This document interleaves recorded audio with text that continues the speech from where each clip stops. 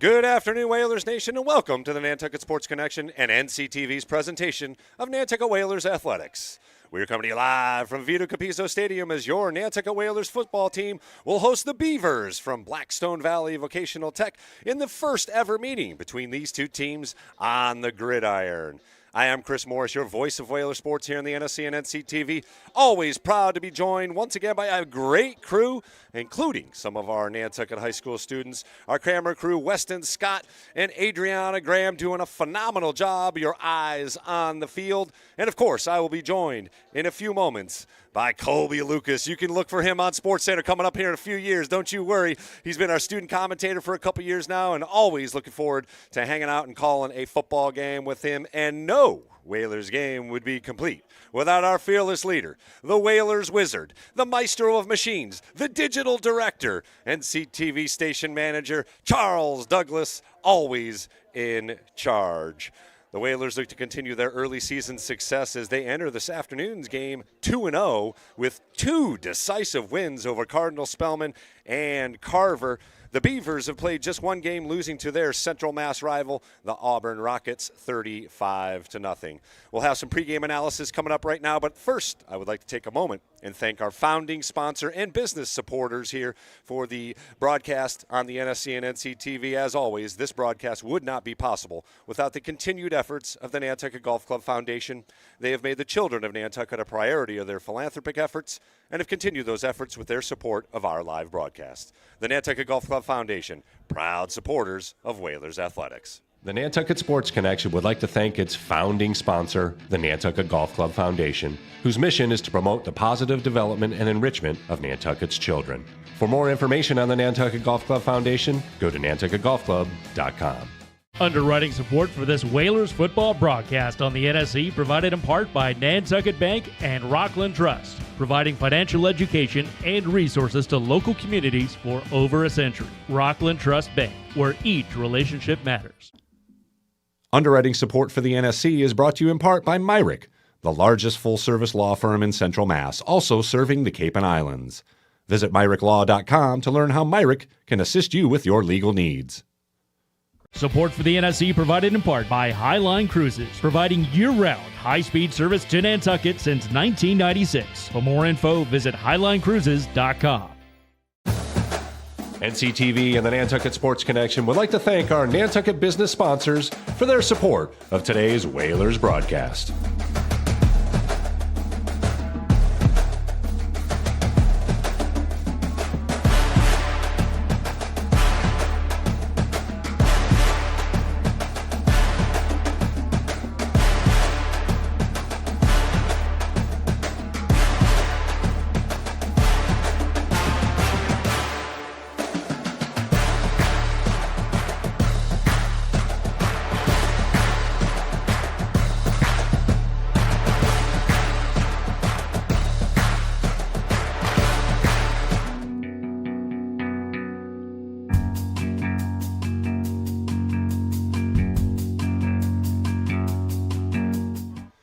Welcome back to Vito Capizzo Stadium as we get you all set up for a great non-league matchup here between the BVT Beavers and your Nantucket Whalers. The Whalers are 2-0, as we mentioned, for the first time since 2017. They actually began that season 5-0. Not sure if they dominated as they have dominated the first two games thus far, defeating Spellman and Carver by a combined score of 84-8. And even that last touchdown to get that 8 points was when the game was well at hand. So for head coach Reese Everett and his staff, I'll tell you what, it has been all about the defense. They have been unflappable, giving up, as I said, just that one touchdown, a late touchdown to Carver. And it is a group led by senior linebacker Jeremy Jenkinson. You'll see him all over the field. Also, juniors Keegan Canty and Russell Simpson off the edge. They have caused absolute havoc for opposing quarterbacks. And those three guys combined for 6.5 sacks. Jenkinson also has a defensive touchdown. He returned an interception for a score in the first week in that win over Spellman. The defensive line has also shined, giving up just 3 first downs in the first half in those 2 games. And as we mentioned, a slew of sacks and tackles for loss as well. And let's not forget about that defensive backfield. That's what head coach coaches. They have gotten in on the fun as well as Canton Jenkinson, Arann Hanlon, Eli McKeever, and Rayshawn Ray are not only lockdown defenders, they are playmakers and have 2 interceptions as a unit, and Canton Jenkinson has returned a fumble for a touchdown as well. This has obviously put the offense in great position, starting most drives on the opposing side of the field. And sophomore quarterback Burke Lombardi has commanded the Whalers offense like he's been doing it for years and years and years. Looks like a senior for sure. He has spread the ball all around to a variety of receivers. His timing has been spot on. And honestly, the offense as a whole has benefited from great offensive line play. The biggest benefactor has been David Guillen-Taveras, the 210-pound rumbling running back, has blasted through the opposition for 6 touchdowns already and has been nearly unstoppable running inside the tackles, and he can bust it outside as well. Cannot wait to see what he can come up with today. And, of course, we cannot forget the improved play of the special teams. The kickoff coverage has been absolutely solid. Great open field tackling, textbook, if I may. And Jake Clark has been perfect as a place kicker. He's made all 12 PATs. Got to give kudos to Coach Vaughn Machado. He's been doing it forever and ever and ever, and his unit is ready to go for whatever is needed for the Whalers to succeed. The Beavers are going to have their hands full here today as Nantucket looks to improve to 3-0, as we said, to the first time since that 2017 season. So let's bring in my partner in crime here today, Colby Lucas. Always a pleasure to be hanging out with you. First of all, before we talk about football, let's talk about golf. You're one of the golfers, 5-2 start to the season. How are we looking? Yeah, How are we feeling? We're doing pretty good this year. I mean, we've definitely taken a huge step up from last year. We have a lot of great players and obviously a great coaching staff, so I think we've improved a lot. Just sneaking out tough wins against teams like Monomoy. I mean, a team we got, pretty easily beaten by last year. Yeah. So put up a close one against SJP and beat an easier Rising Tide team. But, I think we're looking good, and it's been a lot of fun so far. It's interesting. You and I were chatting earlier here. I thought it was match play, but you said it's actually score play, right, which obviously keeps everybody a little more honest. You know what I mean? You can't just rely on the other guy. You got to put up a score no matter what's going on. So it's 2 guys play against the other team's 2 guys. Right. And your best score wins, period. Exactly. Yeah. And then the match ends up 233 to 2 whatever. Who you guys got coming up? You guys got another one with SJP coming up here, right? We do, yeah. SJP, tough team. Yeah. Probably the second best team on the Cape and Islands. I mean, behind you guys, right? I wish. But, well, you guys are right in the mix. Yeah, we're definitely in the mix. We didn't lose to SJP by too much, so I think if we, play a good round, maybe catch them on an off day, who knows. And they're coming here, right, playing at MIAA Comet? They are. We're going there, actually. We played at MIAA Comet in some rainy conditions last match, but we honestly played pretty well. So. Where do you guys play them? What course is it over there? I'm not sure, to be honest. Oh, right. Still have to check the schedule, but. Because there's some tricky courses over on that other side, man. They got both seaside courses, and then you get the rocks and woods and trees, spot golf for sure. A lot of OB on those courses. Check. That's where I would be for sure. It's all right. I picked the wrong professions to play a lot of golf. I love to play the game, but I'll have to get you out there with me sometime and teach me a thing or two, I'm sure. Let's talk about football, though. These guys, obviously we saw them last week. We watched the game on YouTube for the first game. To say they looked impressive is an understatement. I think we're all a little surprised at the overall dominance, but I'm going to go ahead and say this is going to be a tougher game than the first 2. What do they got to do? Who's been a difference maker on the field that's shining and is going to have to obviously shine here today for the Whalers to win? Well, just like you said, I think the defensive line has played absolutely incredible football. Jeremy Jenkinson, Russell Simpson, Keegan Canty, those 3 especially have played great football. They've put a lot of pressure on the quarterbacks, on the O-linemen, and they've also taken a lot of pressure off the offense, so that's helped them succeed. So I think those 3 and the whole defensive line has played incredible, so I think they have to keep it up. Yeah, those Yates boys are getting in the middle. It's It's tough because they do all the dirty work, and we see the sacks, but it's really those guys taking up 1-2 guys. They create the space. Allowing Jenkinson to run free, Exactly, yeah. And, also the offensive line, especially on the run game. They have played absolutely fantastic on the run game, and it's helped the running backs explode for such big games. Obviously, you have great athletes, Ken Jenkinson, David Guillen-Taveras. What a game he had. What 2 games he had, but especially last week. An incredible start. Got to be one of the most prolific scoring starts to a running back season. Maybe we're going back to Bo Abadomar days when he ran all over everybody, but. It's been very impressive, and it hasn't been forced. You know what I mean? Yeah. They've been in positions where DGT, as I'm coining him now forever, should get the ball. Yeah, and again, we saw a couple of runs where he was able to get outside those tackles, and he shows speed. He has all the tools. He does. All the tools. It's going to be a long day for the defensive line for the Beavers here this afternoon if things go as they have the first couple of games. And again, special teams. Special teams, yeah. They've been special. Really, it's a weapon.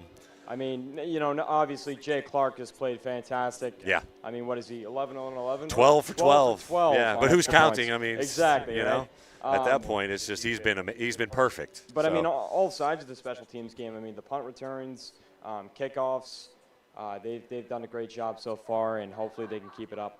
Unfortunately, they haven't had to punt a lot, but Burke Lombardi's done a great job. He had a huge punt, almost down to the 1-yard line. Granted, the game was well at hand, but Ken Jenkinson just a millisecond too late on the scoop there. Dive, great effort again. Always showing the efforts, and I think because they have guys like the Jenkinsons and a couple of those lacrosse guys that know what it takes to win and win at the next level, win at state championship level, it's elevated the entire culture. Yeah, no doubt about it. It's a winning culture. You can just tell that they think they belong here at 2-0. They think they belong at 3-0. They think they belong at whatever their record's going to end up, because they do, and they've earned that right by putting in extra hard work, and that's what it takes to win at the high school level. Now that it's a division, the whole state is involved, because those other teams are doing that same thing, or you at least think they are. And it doesn't matter if they are. The perception is certainly there, and I know the coaches are saying that. So you got to put in extra work to make sure that all those little I's are dotted and T's are crossed, because it's, juggling 11 guys at a time on each play. It's just a lot of details, and those details add up quickly if they're missed, especially with the way the wing T works. It's a lot of timing. It's a lot of integral parts moving. So it's fun to watch when it's successful, but it's tricky when the timing is just a little bit off. But so far, so good for 2 games, that's for sure. Colby, as always, we'll be chatting here a little bit later on. And hold on a second. We've got a special guest here, DGT, our man. I'll tell you what, my friend, you have been putting up some great numbers. But not only that, I loved what you said when we asked you what's going on. How come you're so successful? You immediately pointed to your big boys in front, and they are doing some work. Colby, get a mic in front of him. Yep.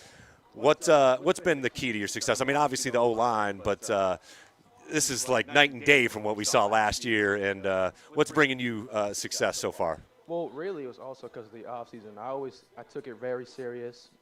Waking up at 6 a.m., waiting before school, then after school, go to track practice, and then after that, get another workout in. So I just took it really serious. We just talked about that because obviously there's some championship pedigree on this team from lacrosse and stuff like that, and I know that mentality crosses over into different sports, and certainly it's one of those things where you can ask those guys, hey, what did it take to win at that highest level? And it's just what you're talking about, those extra efforts. It's just, the other teams are doing it, the ones that are winning, and you got to do it even more to get to the other side of that. So I applaud your extra effort, and it's showing. 6 touchdowns rushing so far, and I'll tell you what, you've looked unstoppable. He's got a big smile here behind us. Keep up the great work. I know you got to get to it here today, take care of some business. I'll tell you what, I'm coining you DGT. That's your new nickname. I hope you like it. But I'll tell you what, it has been an absolute pleasure watching you run the ball, and good luck today. Go get some Beavers. I hear it tastes like chicken. I don't know. Call me crazy.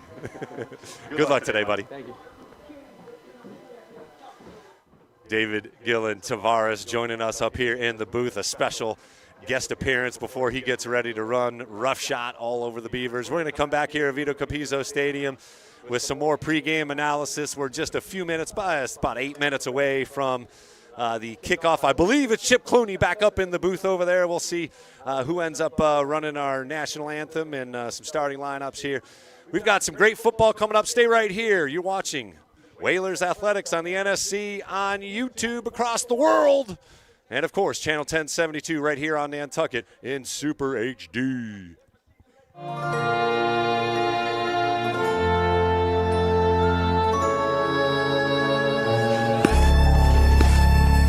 Nantucket Ice is about community, camaraderie, confidence, jumping in, and being part of a team. Falling, but getting back up. And Whalers control. Quick shot. It's about being part of the culture, friendships, experience. But ultimately, it's about being on the ice. Located in the heart of the island, it's about being a future for our youth, our families, our community. Come join us. Be a part of our community.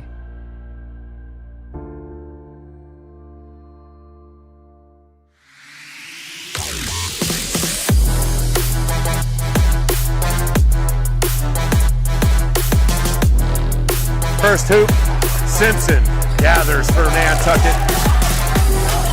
Francis over to Aguilar. He'll look for three. Got it! Huge shot from Carver.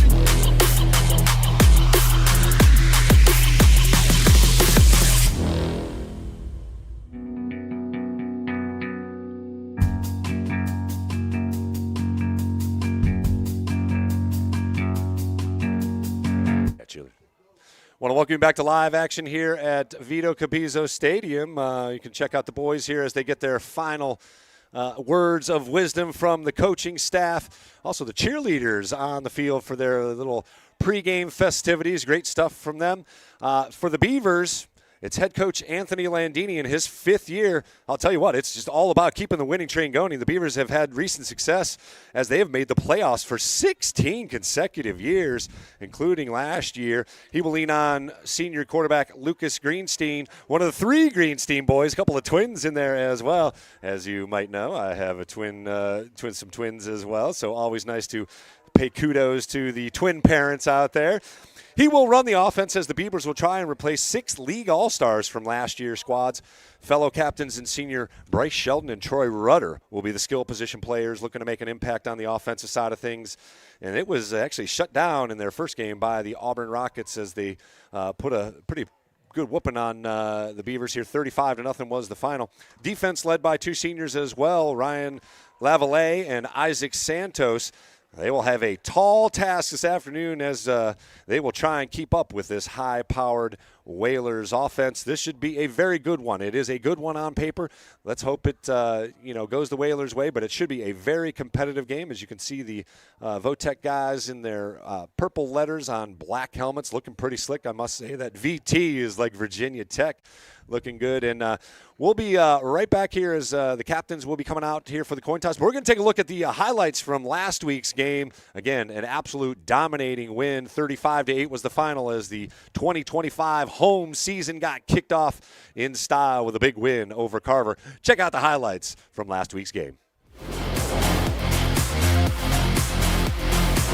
Short shotgun for Lombardi. Here's a handoff to Jenkinson. He's got room. First down yardage across the 45. And it'll be Taveras looking for the left side. Still got some room. Rumbles ahead, jumps in, and scores. He'll take the snap. Looks to pass, and he is corralled again. We don't even mention Arann Hanlon, who's certainly a weapon. Hanlon with a big hole and lots of room to rumble. Cuts it back in. He's going to get the edge. It's going to be a Whalers touchdown. Arann Hanlon on cue. A little comeback here. He keeps it. Canty behind the line. First and goal for the Whalers here. It'll be Taveras with the handoff, and he rumbles in for another touchdown. DGT with his 4th touchdown run of the afternoon. I want to welcome you back to Vito Capizzo Stadium as the coin toss is happening here. Captains abound out front. And we'll see what the Stripes come up with. Looks like the Whalers have won the toss. They will defer. And it will be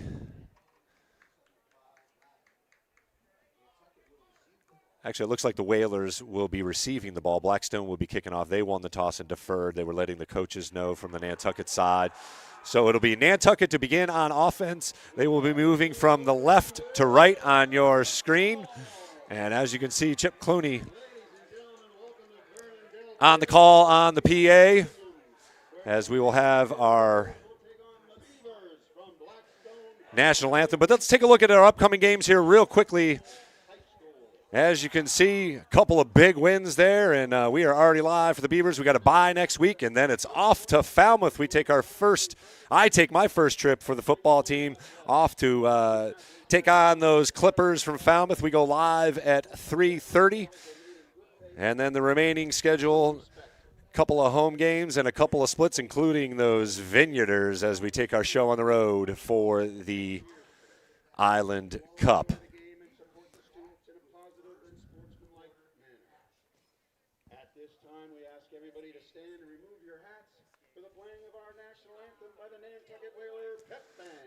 Pep Band playing the national anthem.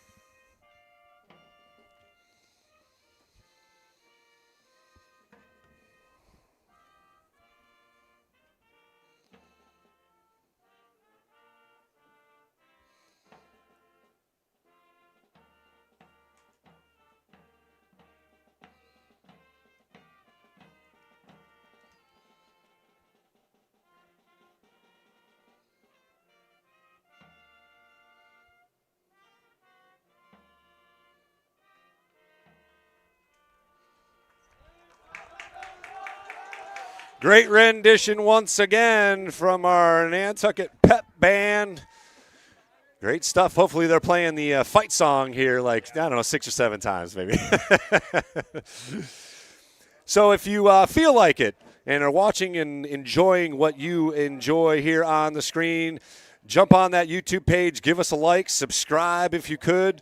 Obviously, you are already on it at youtube.com/@Nantucket Sports Connection, blah, blah, blah. Turn off the notifications.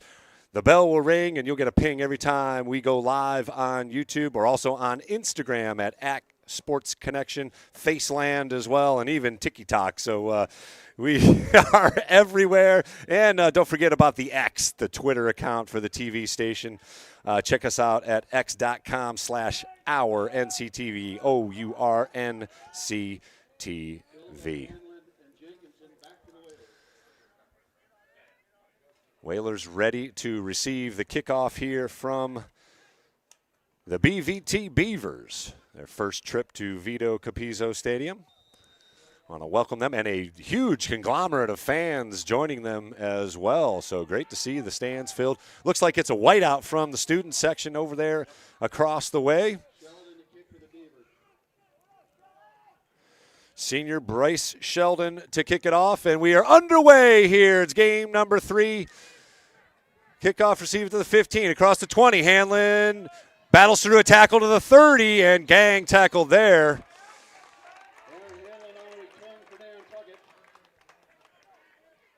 Actually, McKeever on the return, right?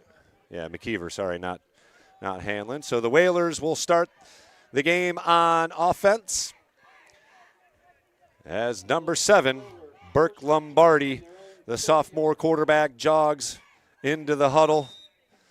The Whalers begin with the nose of the ball, touching their own 30-yard line. 1st and 10. Lone setback DGT. Of course, we heard a couple of words before the game. 2 wideouts to the far side. Quick pass out to the flats. Caught. Good gain on 1st down. Still on his feet. And breaks another tackle. Lunges forward for a 6-yard gain.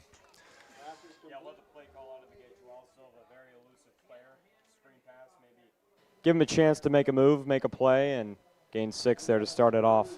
Great second effort to get a couple more yards. He actually had a punt return called back on a penalty, so he is a special playmaker on the outside as well. And a good, easy pass for Lombardi to get the feet wet, so to speak. 2nd and 4. Lombardi back to pass once again, looking deep. Got a man out there. Oh, incomplete. Yeah. Tried to wait to look for the ball. It was right in the breadbasket, but broken up there nicely by the Beavers, number 5. That's Ace Cupid. What a great football name that is. He had the arrow indeed to break up that pass, bringing up 3rd and 4 for the Whalers here on their first drive.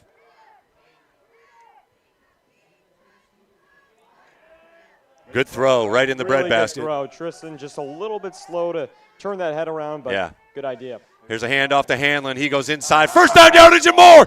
Bold. Slowed down as he crosses the 50. Otherwise, he was still running.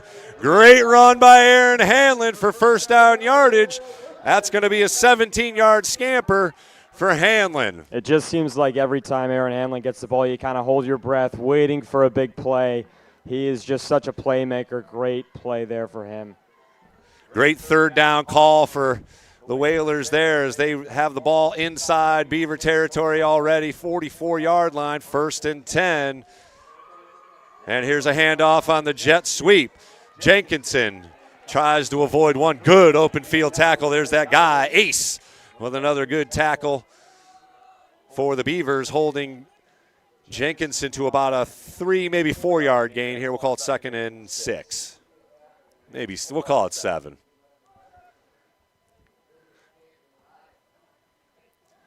So good start for the Whalers here as they've picked up their 1st down and are inside Beaver territory, 2nd and 7 from the Beaver 41-yard line.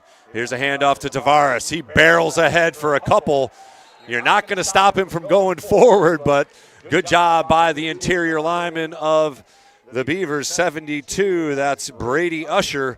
Big dude, 6'2", 225, so a couple of big dudes colliding heads there. Yeah, and that's what they're going to need to do to start.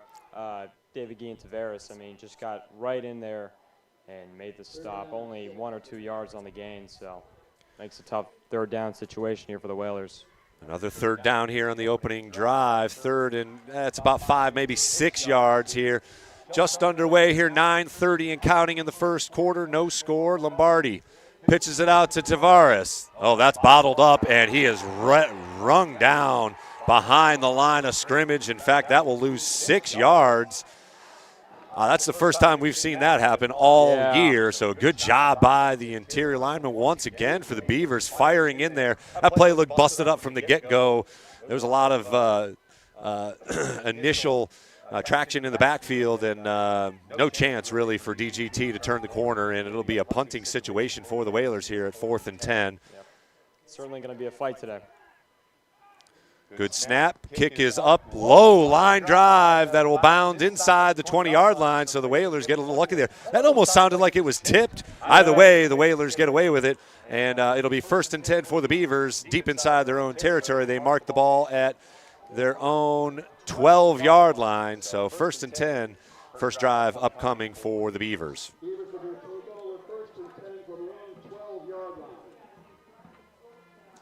Yeah, the Beavers definitely a bigger team than Carver and Cardinal Spellman, so it'll be interesting to see how we can maybe match this physicality. Absolutely. Continue the pressure. Lucas Greenstein, the senior, jogging into the huddle and calling the first play from scrimmage here. 1st and 10 for BVT at their own 12-yard line. Got a whole bunch of guys in the backfield there. We'll see what comes of it. Handoff inside, not much doing there. Whalers bottle it up, maybe a yard.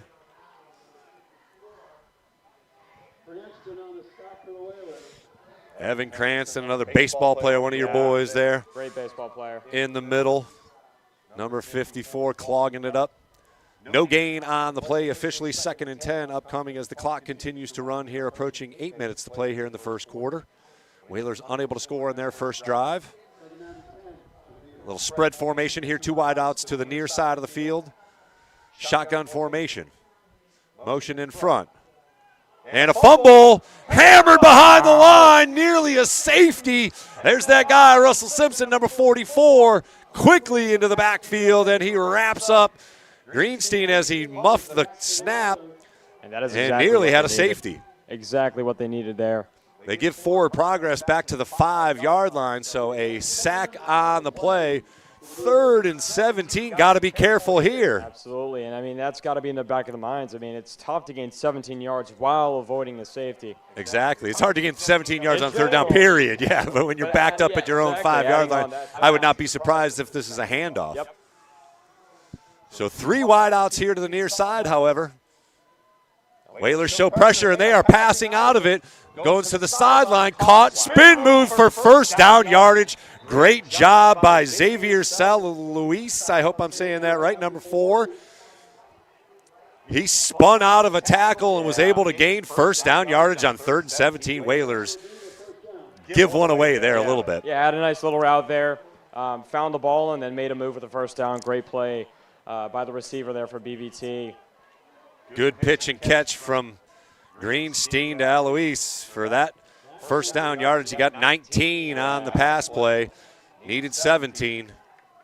Tough one to give up there for the Whalers. 1st and 10 for the Beavers at their own 25. Handoff goes inside and rumbling ahead for a couple of yards looked like Sheldon Bright, number 32 there for BVT. So 2nd and 8. They mark him down for just 1 yard, so 2nd and 9. Once again, good job by that interior line for the Whalers, holding to a minimal gain.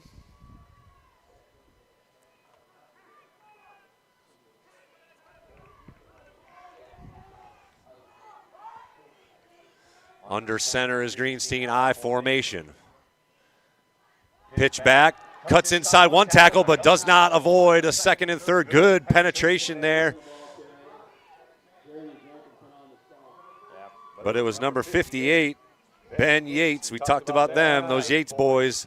He shot in there and was able to disrupt the timing of that Yeah, and there's nothing run play. There's nothing those kids love more than making hits, so they are really passionate about this team, this sport. Great play there by Yates. Another 3rd and long, call it 3rd and 8 here for the Beavers. They come up in another pro formation, I formation in the backfield, and it'll be a fake handoff rolling out as Greenstein. He's got a man wide open, unable to connect, however. Probably had first down yardage. That was a bobble by Jake Greenstein, his younger brother. They probably played that game, 100 million times in the backyards, but unable to connect for this one, and it'll bring up 4th and long, probably a punt formation here for the Beavers as they are unable to rack up a second first down, just like the Whalers did. And it will be a punt for the Beavers. Good end-over-end kick, bounces at the 42-yard line. Silva gathers it at the 35, sneaks through one, gets the edge. Another fake, and sneaks all the way to the 50. A piece of laundry comes down late.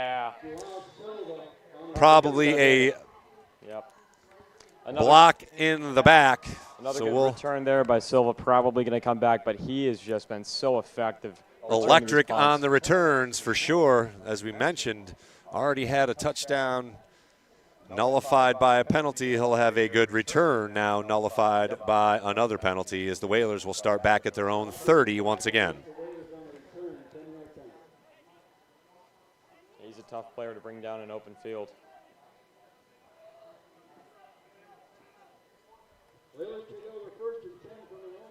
But that was kind of a problem for them in the beginning of last game. Those penalties kind of killed them. They killed a few big plays, so hopefully they can clean that up. Yeah, it's tough when you shoot yourself in the foot. Here's Hanlon with a good run. Big space, and he is going to go! Arann Hanlon, 30. Oh, he's tackled from behind for the first time that I've ever seen. Great run by Arann Hanlon.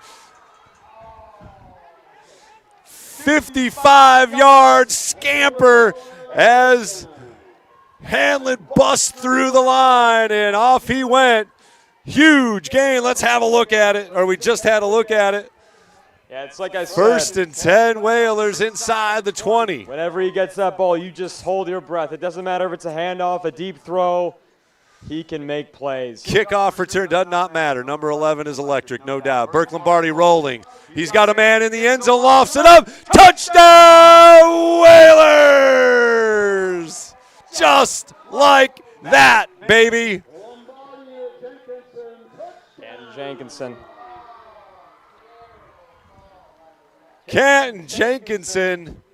Oh, looks. Did they call it incomplete? No, he was.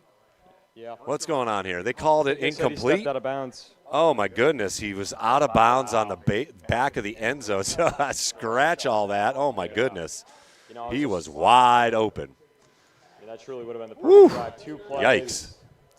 So 2nd and 10 now instead of a touchdown. Hold on a second. They're calling timeout as the Beavers will call timeout. We'll take a timeout here and get back to the action here. We thought we had a touchdown.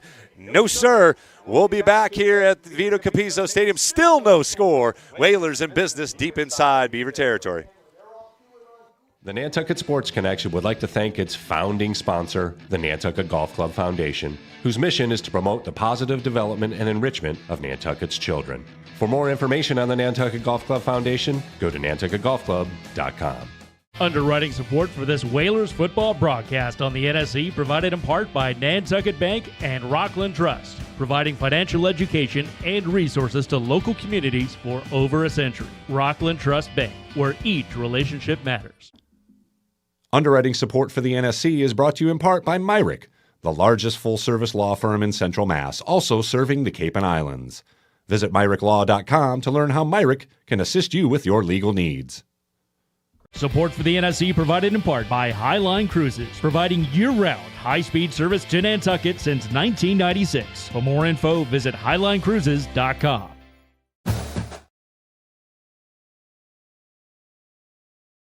Want to welcome you back to Vito Capizzo Stadium as the Whalers get set up here. 2nd and 10 after a potential touchdown. Unfortunately, Canton Jenkinson was along the end line there. Another good pass here in the flat. It's McKeever. Touchdown, Whalers. Count it this time, baby. Back-to-back plays. They score. One of them didn't count. McKeever makes it count as he rumbles in from 15 yards after a nice little screen pass from Burke Lombardi. 6-0 Whalers. PAT coming up. Have a look. No problem evading that tackler. Ace was able to come up with a couple of good open field tackles, but he had no chance one-on-one against McKeever. Here's Clark for the extra point. Kick is up and good. 13 for 13 on the year, and the Whalers lead 7-0. We'll keep it right here as, again, a couple of plays here. Burke Lombardi now getting into the mix here as he was able to scramble around. I like how they get him outside the pocket. He seems to throw really well and very comfortably on the run, very much on target. And McKeever able to bring it in from 15 yards out. Pretty easy run for him, evading one tackler. But, yeah, I didn't see how close Canton was on there on that. Overall, I love the offensive adjustments. I mean, the first drive, really run heavy as they were last game. Yeah. Didn't work out well per se. But A little surprised that the third down call would be, you know, that 3rd and 5. You got to think that that's with, especially with Lombardi able to rolling out, doing as much rolling out. He could almost run for 5 yards. The pitch out to DGT. I get it. He's your star player. Maybe not the best play call, but that's getting pretty nitpicky. Overall, great adjustments there. You know, they went with a passing game, and it worked well. along with the Arann Hanlon breakout run. Can't forget about that. Huge 55-yard run from Arann Hanlon, setting up the touchdown. Rumbling ball fielded at the 20, across the 25. And still on his feet across the 30 to 37. So good effort by the Beaver kick return team there. Sets them up at with good field position out at the 36-yard line. It looks like they mark it. Second possession for BVT as Greenstein once again trots into the huddle. He unfortunately fumbled that snap that kind of stopped the first drive from going anywhere, even though they did get a first down on 3rd and 17. Ultimately, the Whalers defense stout and was able to thwart the drive. Again, wide receivers abound on the short side, the far side of the field, but the Whalers are ready for it. Great defensive stop there. They were all over it. Read the play really, really well. So a great job on first down, 3-yard loss, almost 4-yard loss. Brings up 2nd and 14. As the Whalers defense, again, we talked about the defensive backfield. They're just waiting for their opportunity. That was Rashard Ray on the outside, breaking through a couple of blocks to make the tackle. Yeah, he's had a great season so far. Lone setback. And another fumble by Greenstein. He's wrapped up quickly and will not relinquish. Looks like Simpson in the backfield once again. Let's have a look-see.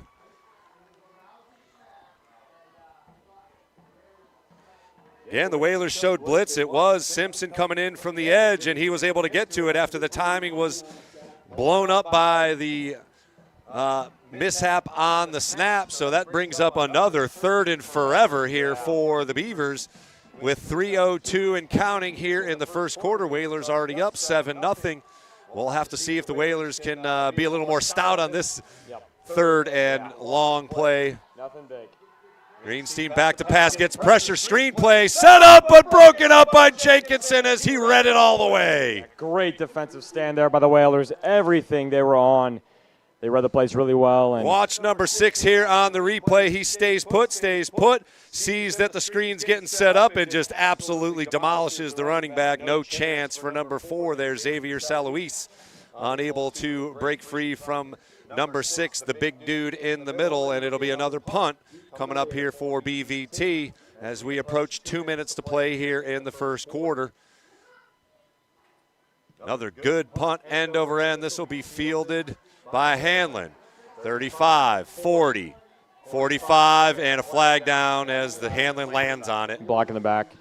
We'll check out the flag. Got to be another block in the back. Kind of a common theme that has so been far, the lone Achilles heel for the Whalers here, as everything else has gone the way of Nantucket. Offensively looking good.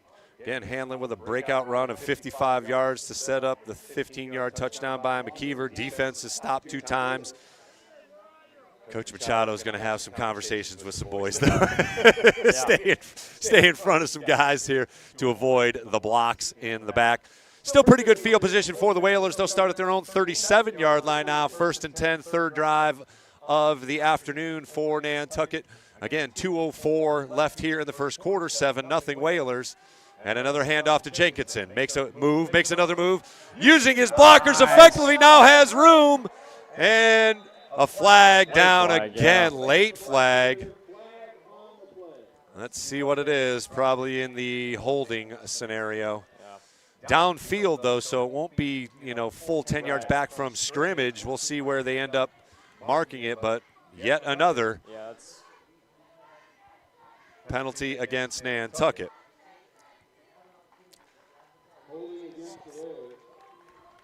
It'll bring up 1st and 12 when they march off the 10 yards from the spot of the foul.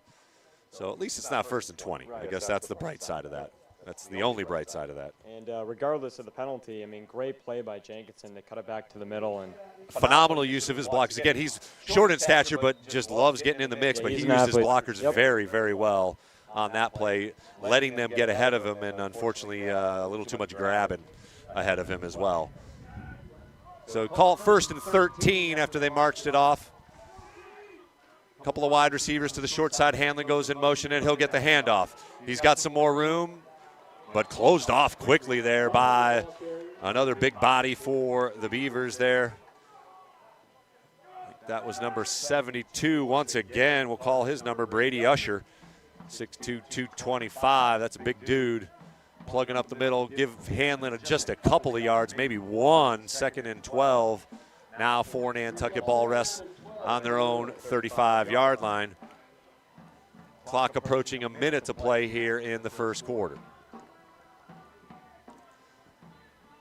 In that wing tee, a lot of movement in front. Hanlon gets the counter, and he's got room, cuts it back into the middle, and he's off to the races again. 35-30, waits for a block downfield, has the sideline. Finally, the Beavers defenders catch up with him inside the 10. What a play, Arann Hanlon once again. Another 50-plus yard run for Arann Hanlon sets it up 1st and goal at the Beaver 6. Well, I love what they're doing there. 58 yards on the run. He's already over 100 yards with about 4 carries. I love what they're doing there with the motion offense, getting everyone in motion, and it really opens up space for Hanlon, and you know what happens when he gets that open space. Another great play. He's set him up in the run zone. Yeah, he has to be, right? 100 yards in 2 plays, and there it is again. Lombardi with room to run, throws one, tip pass, and nearly intercepted there. A flag also down on the play, some more laundry with 38 seconds to play here in the first quarter. Whalers knocking on the doorstep once again, already up 7-0. Let's see what flag this is. I don't think it's holding. Let's see if maybe there was some motion, or maybe one of the defensive players were lined up off sides. Yep. Illegal man downfield. Let's see what the signal is from the white cap. Yeah, illegal man downfield. So it'll be a 5-yard penalty for the Whalers. They'll replay first down here. Still 1st and goal. It'll be from the 12-yard line this time. Oh, we'll see if actually they're asking the coach if he wants to take the penalty or take the down. They're going to decline the penalty, so it'll remain at the 7-yard line. It'll just be 2nd down now for Nantucket at the 7-yard line. Interesting call there. I would have taken the yardage personally, but back them up whenever you can. So 2 wideouts here to the near side of the field for the Whalers. Hanlon also out there looking to pass. Little corner route, quick slant. Beautiful. That's complete for the touchdown they give him. Whalers score another one. It's 14-0. Let's have a look-see, as it looked like João Silva was able to get in there. Great pass. It was number 9, João Silva, for the touchdown on the quick slant.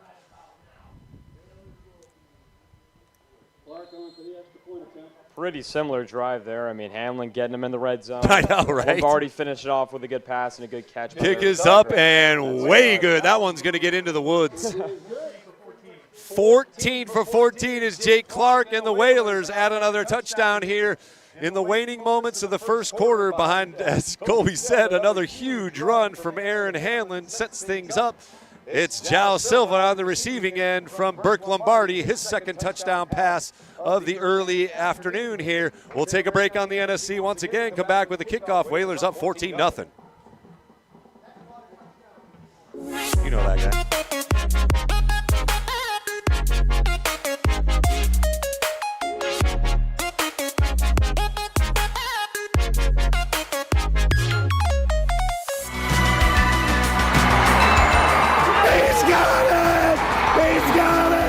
Nantucket Sports Connection and NCTV over the past few years have done countless broadcasts that are both exciting and professional.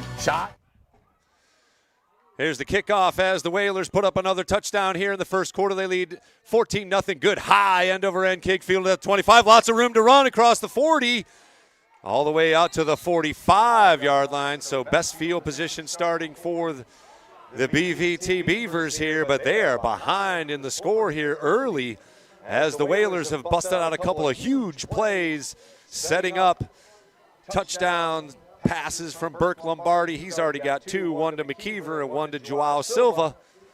But it's been the Arann Hanlon show here early on. Number 11's busted free for a couple of huge runs, both over 50 yards. Yeah, no doubt about it. And he is out there on the defensive side of things as well. Greenstein breaks the huddle. 4 wideouts here, spread formation for the Beavers. He looks to pass. Pressure comes, deep pass down the field, well overthrown. Good coverage by the Whalers' defensive backfield as they were in a little bit of a zone there, but well read. And Greenstein overthrew everybody. It'll be 2nd and 10. Yeah, this is going to be a good test for the defense, especially the secondary. I mean, now BVT has better field positioning. Both times they were kind of backed up in their own territory. Now they have field to work with, and they'll have a bit more of a chance to make a positive drive on this one. Yeah, they're going to have to string together some first downs here. They've gotten one on a great play on 3rd and 17, but otherwise it's been the Whalers, once again, defensive line, stout to say the least, and they've been putting pressure. Greenstein's fumbled a couple of times, or missed the snap a couple of times too. That has not helped. Here's a quick pass out in the flat. Well read, and he is on the run. Silva there to tackle him, 1st down yardage. That's the best play of the afternoon for the Beavers. Bryce Sheldon, the senior, on the recipient of a little pass out in the flats, and he sprinted ahead for about 20, almost 30 yards on the play, actually 32 yards on the play. It'll be 1st and 10 inside Whalers territory. Ball rests on the Whaler 33-yard line, 1st and 10 for the Beavers. That'll do it for the first quarter here as you hear the bell or whistle or horn, whatever that was. We'll take a break here on the NSC. Whalers up 14-0. Beavers on the Whalers side of the 50-yard line. We'll see if they can put together something here, finish that drive off. Come on back here. We've got you covered here from Vito Capizzo Stadium. Whalers up 14-0. Here we go. Ideas are these teeny tiny seeds that are planted in the subconscious of our minds. They come from everywhere, right? They come from books and songs and dreams, conversation. Maybe some seeds have been with you since you were a child and they've been waiting to be watered, right? To be grown to the light. And over the 15 years that I've worked in the television and motion picture industry, one mantra has stayed with me since the beginning. And that is that to photograph means to print light, right? And it's a process to print light. Filmmaking is a process. So let's just talk about that for like a minute.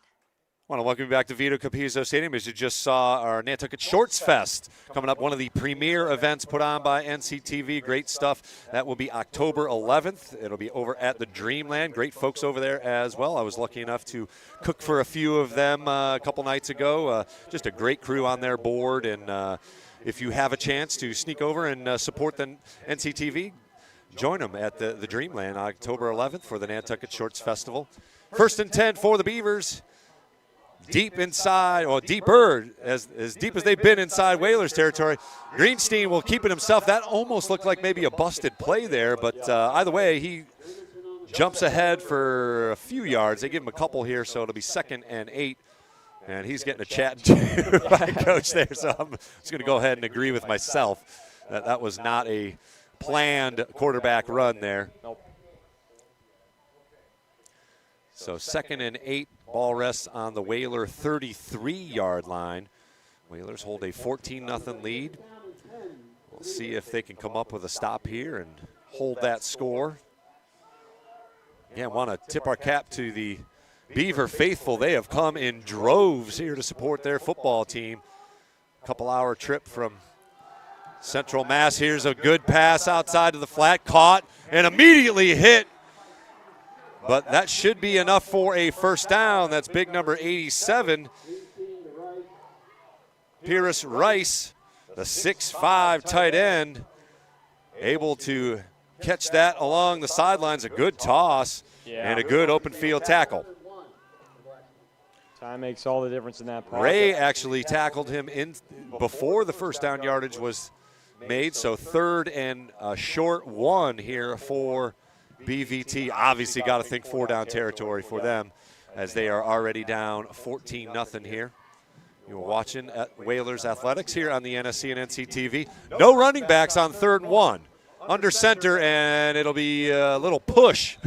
No tush push, but it'll be a push as Greenstein gets enough for the first down as they are set up just outside the red zone at the 21-yard line of Nantucket, 1st and 10. By far their best drive of the afternoon. Yeah, I mean, things are just starting to click for them, it seems. So hopefully Nantucket on the defensive end can continue to put pressure on them and put it to an end. Maybe a turnover here, baby. That Maybe would be a turnover. Great. Two running backs, that's 32 and 33, Sheldon and Gomez in the backfield, and it'll be a counter to Sheldon. He gets through one, but does not get through another, and it will be a face mask, unfortunately.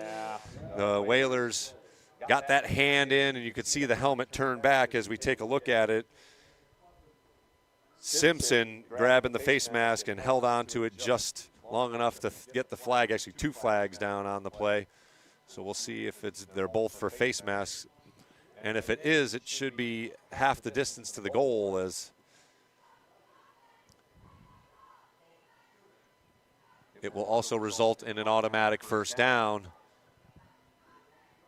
Nope, they march them all off. It'll be 1st and goal actually for the Beavers at the 7-yard line of Nantucket. So knocking on the doorstep is the BVT offense here as Greenstein trots into the huddle again. The Whalers kicking themselves in the foot here a little bit, or shooting themselves in the foot here a little bit with penalties.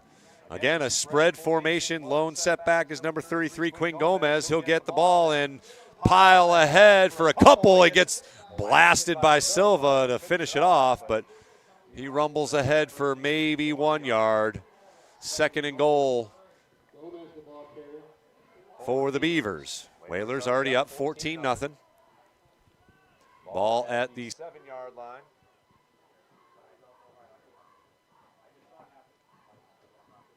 Yeah, huge drive here for BVT. I mean, this is probably going to be a huge determination of how this game will go.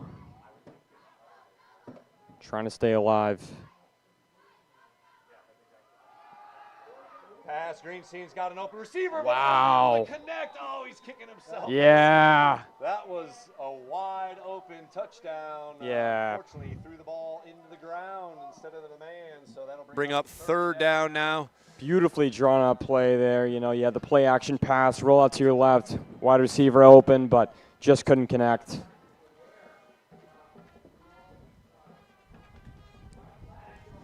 So a huge 3rd down here and goal for the Beavers as, again, you got to think 4-down territory to try and keep this thing within reach here at 14-0.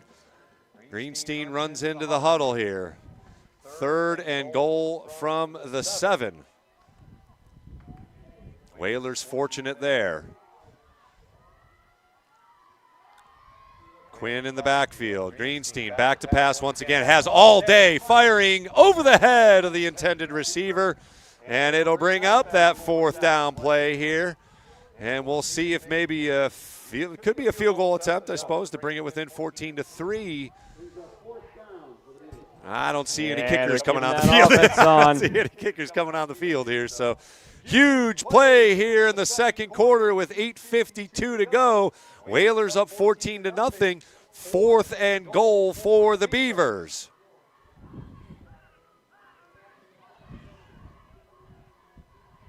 Three wideouts to the far side of the field. Quinn in the backfield with Greenstein. He awaits the snap. Whalers coming after him. Waiting, passing, tipped, and incomplete.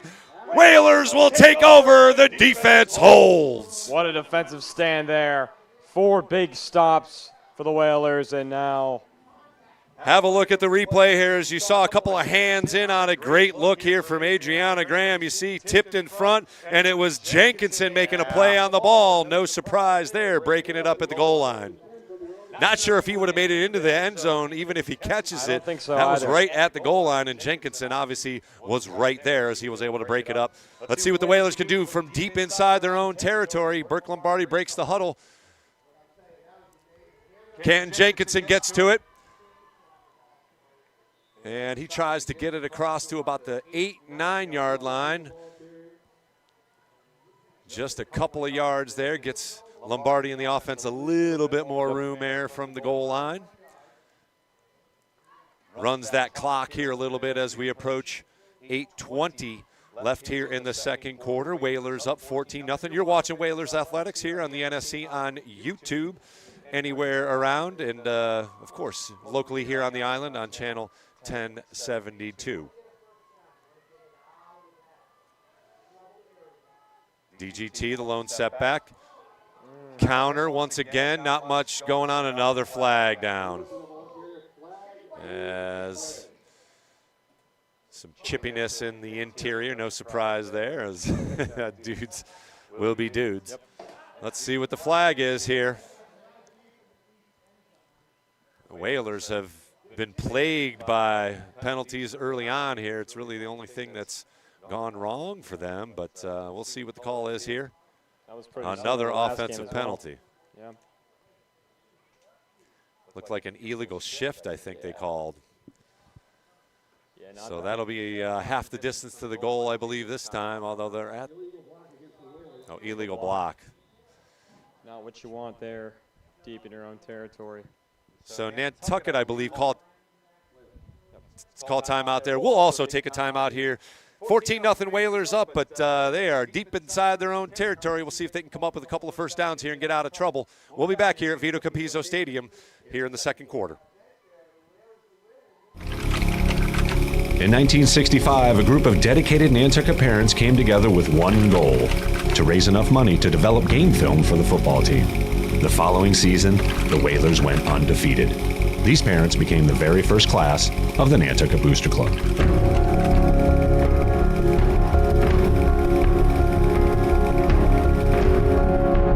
Over time, Whaler pride has grown into something far more than just wins and losses on the scoreboard.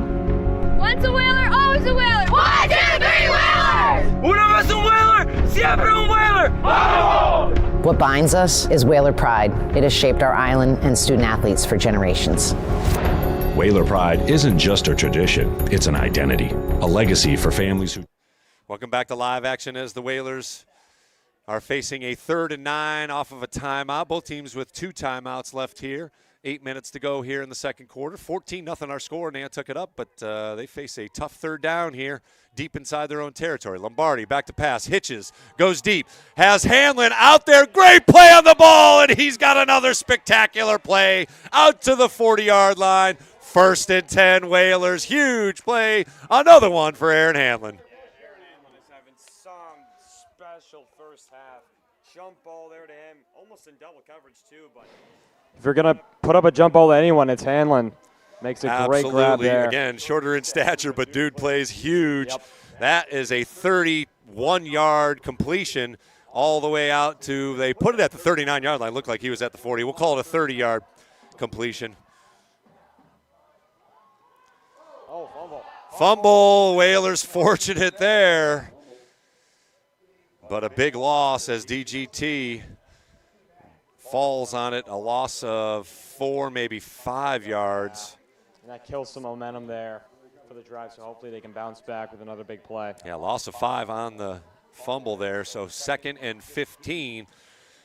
But even so, they flipped the field already if nothing else happens. Obviously, the Beavers would have had great field position if Hanlon doesn't come up with a spectacular play. And again, another great throw from Lombardi. I mean, put it right where he needed to. So. Absolutely, one of those back shoulder throws that Hanlon knew where the ball was going to be, and the defenders did not, even though there was a couple of them. Again, Lombardi back to pass.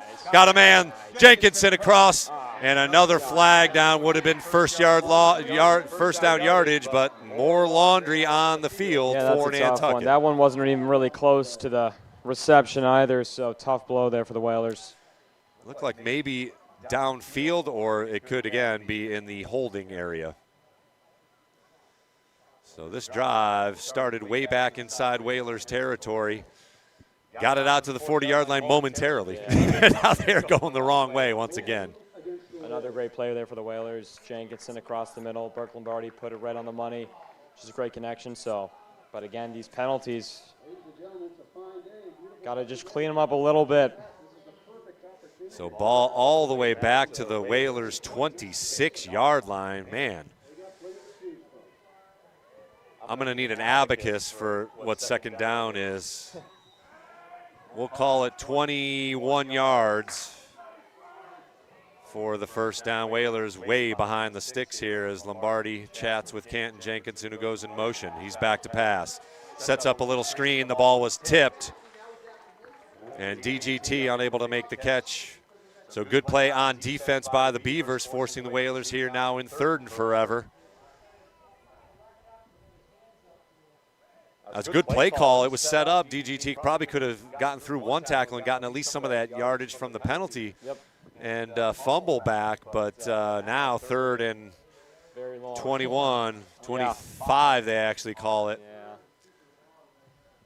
With 6:28 to play here in the second quarter. Whalers hold a 14-0 lead, however. So again, I wouldn't be surprised if they run this. But it is Lombardi. Back to pass, he avoids. Does not avoid the tackler. Great recovery and sack by the Beavers defense. Number 9, Jake Greenstein in to make the sack, one of the twins, Greenstein twins, and one of the trifecta.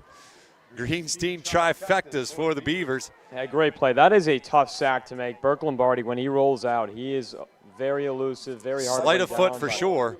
Great play there. Punting situation for Nantucket. Good kick.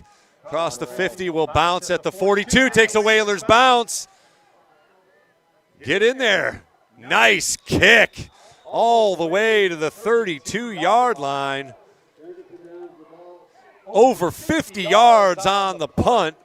So the Whalers still able to flip the field after starting at their own 7-yard line.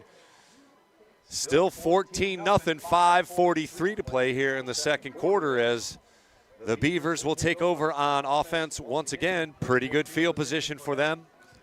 Ball rests with the nose of the ball at the 34-yard line. We'll see what Greenstein can come up with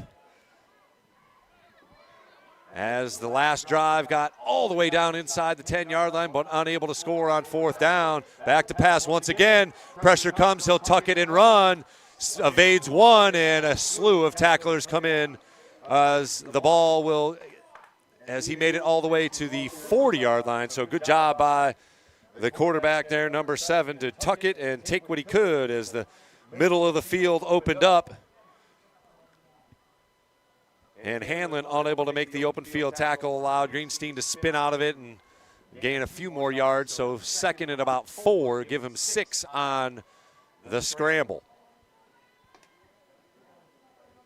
Clock approaching 5 minutes to play here, so still plenty of time for the Beavers to operate here. 3 wideouts head to the far side of the field.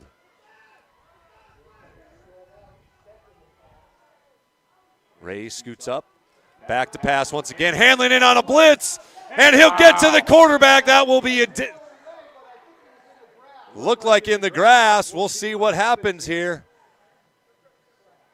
They call it incomplete. Wow. Let's have a look-see. See if that knee came down. Doesn't matter, but whoo, that was a late throw. I don't know. Could go either way, I guess. They'll call it.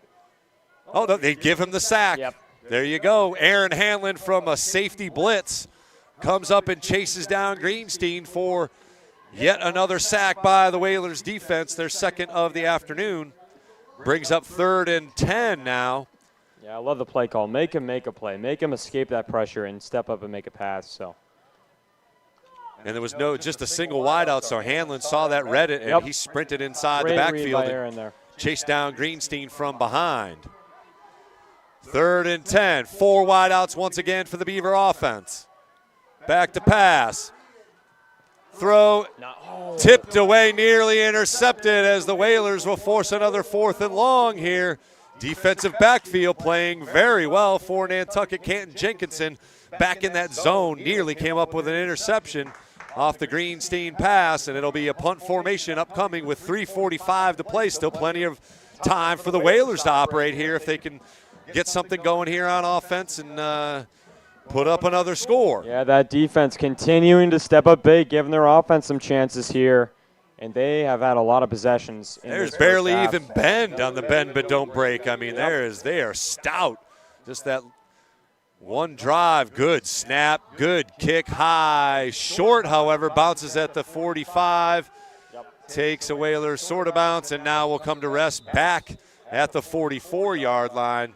So a little bit of wind, whatever wind is coming was in the Blackstone punter's face. Good high kick, but no return, and the Whalers will be in business at their own 44-yard line with plenty of time left. That is good territory to be in, trying to make a final push before the half. Already up 14-0 here over the visiting Blackstone Beavers. Traveling all the way from Middlemass. I heard the early roust around 4:30 this morning for the kids and coaches, and they were on the road by 6 o'clock this morning to get the boat over here, and they'll have a nice relaxing ride back. And a handoff to Soares. He busts across the 45 to about the 48, maybe 49. It will be the 49-yard line, so 6 yards, give it, for second down here, and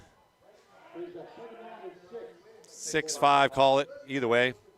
Good yardage on first down here. Whalers they could do just about anything here on this play here. A lot of opportunities here. Clock approaches 3 minutes to play here in the second quarter. There's a little jet sweep. Canton Jenkinson tries to cut, or Hanlon loses his footing, loses about a yard on the play. So the clock will continue to run, but brings up a huge third down here now, 3rd and 6 for sure. Absolutely perfect day for football. Just a little under 70, 67 degrees was the game time temp. Golden sunshine out there, a little bit of breeze just to let you know it's there. Gorgeous September day here on the island. Glad you're joining us here for some great football. Oh, that's going to be a false start. Took about 3 or 4 extra steps before the snap. Missed the count there, so this will now bring up 3rd and even longer. It'll be about 3rd and 10 after they march off the false start, and this could be a much more lopsided score if the Whalers didn't have about 7 or 8 penalties here in the first half. Definitely going to be a big thing moving forward. Not just got a hunch a couple folks are going to get talking to at halftime, no doubt about it. Despite the 14-0 score. So it is 3rd and call it 10, almost 11 yards for the Whalers.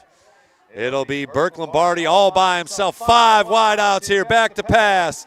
Faces some pressure through the hands of the intended receiver, Rashad Ray. He had first down yardage. Great throw right into the hands. So the clock will stop now with 1:53 left on the incomplete pass. So some time left here for the Beavers now to operate, as it will likely be a quick kick here. Back to receive now, one of the defensive players here. Good kick. That's going to go over the head all the way inside the 10. And, unable to save it once again. A great effort.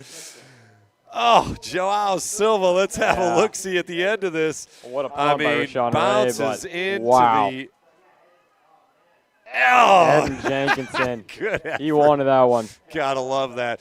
I got a hunch. That's the second time in 2 weeks that play has happened. Yeah. I got a hunch Coach Machado's going to practice that coming up here next week. We'll get it down. We'll got to get the angle on it line. a little bit, the scoop a little bit more aggressively. But nonetheless, it'll be a touchback here for BVT as they will look to operate with 1:43 left, 1st and 10 at their own 20. 4 wideouts for Greenstein. Blitz coming, picked up. Here comes Simpson, and off the hands as that play was set up for sure. They let the Whalers rush come in, and the screen was set up, but that was about 1 millisecond away from being a big play for the Whalers. It looked like he didn't see the pressure. So a great call by the offensive coordinators there as that play was certainly set up. And again, it's a safe play with some time left on the clock, he could have gotten out of bounds as well, but unfortunately the connection, that's about the third misconnect on a pass attempt from the Beavers offense. Again, spread out here on 2nd down and 10. Whalers come with a blitz again. Greenstein steps up, fires across the middle, caught, breaks a tackle, breaks another tackle, and still on his feet. Rumbling, bumbling, stumbling, number 82, running through tackles, Nathan Harris, the junior tight end, number 82, gives Blackstone first down yardage across the 35 to the 36-yard line. Clock running with 1:15 here. Second quarter, Whalers up 14-0. 3 wideouts here to the near side. Greenstein looking that way, steps up again, still has it, launches deep, jump ball, caught!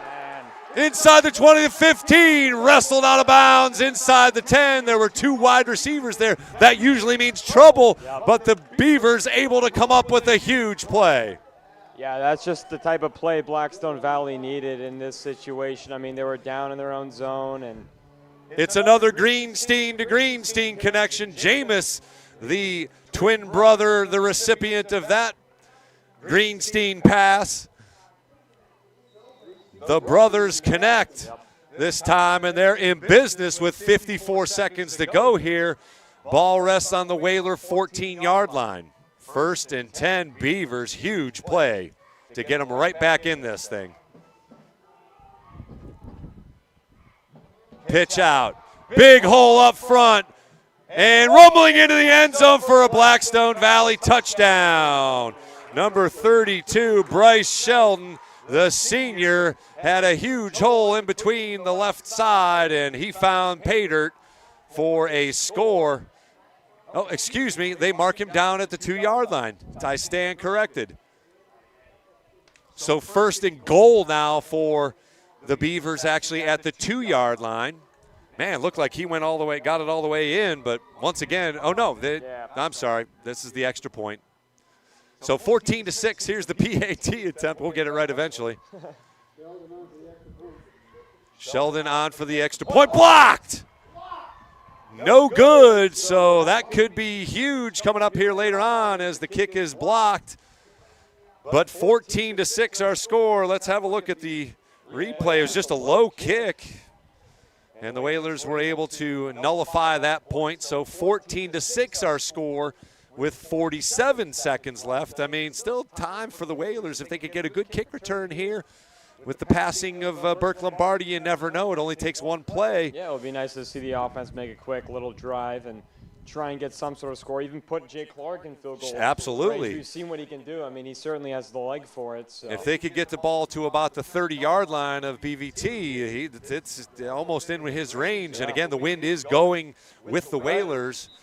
And an extra 5 yards. It will be BVT to receive the kickoff here after halftime. So they have fought themselves right back in there again. The big play, the huge reception by number 82, Nathan Harris.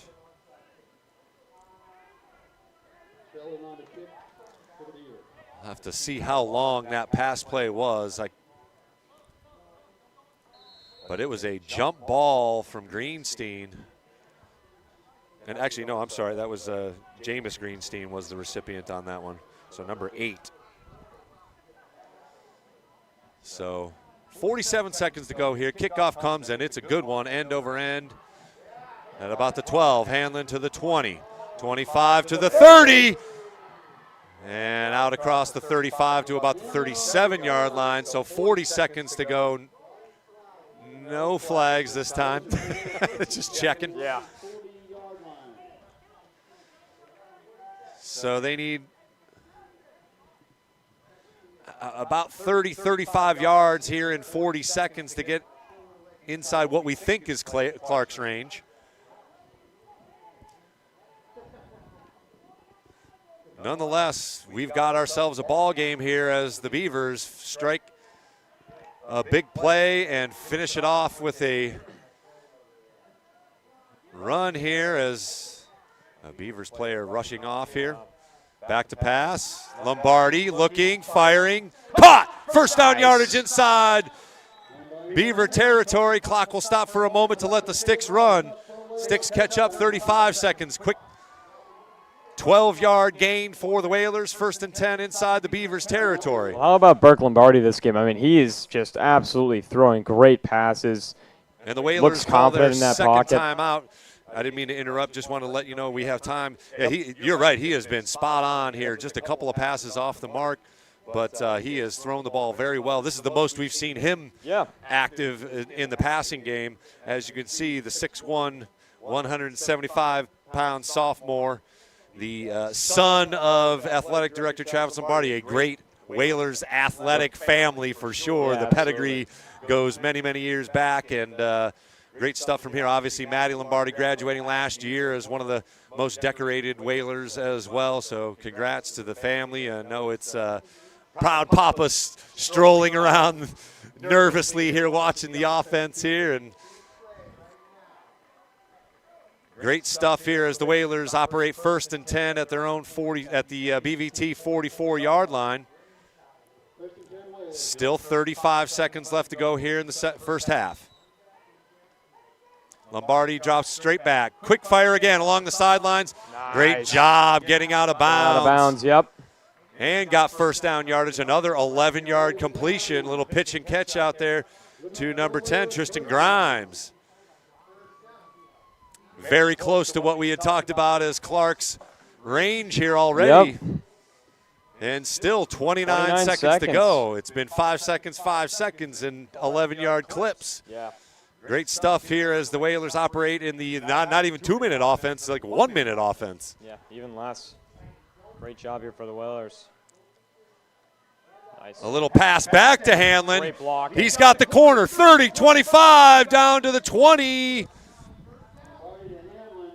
And a timeout called by the Whalers on the sidelines. Their final timeout with 23 seconds to go. Yeah, how about the blocks there ahead of That field? was a backwards pass.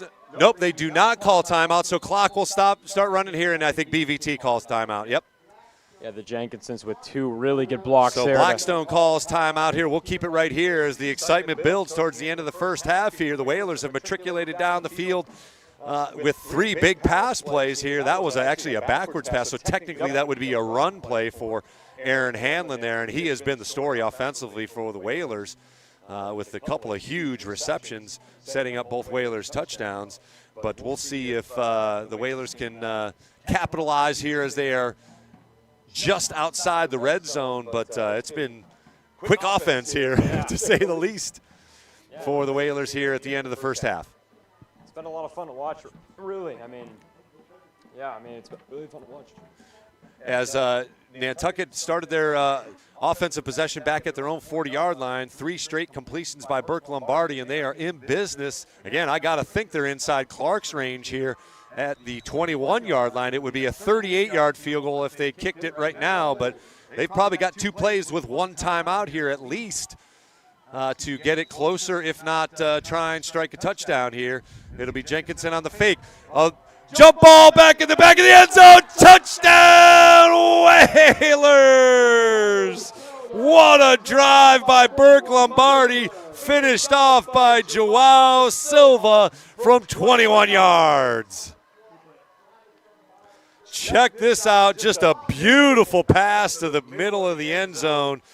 Lombardi launches. Silva catches, just beating his man one-on-one, and the Whalers strike back after BVT battled themselves back into this thing. Another extra point is up and good. 21-6.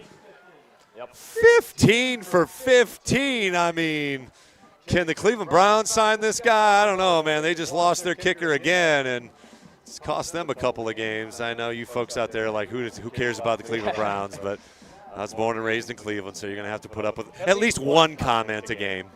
How about the sophomore connection there? Burke Lombardi and Joao Silva, 2nd touchdown they've had this game. I mean, it's been fun to watch so far.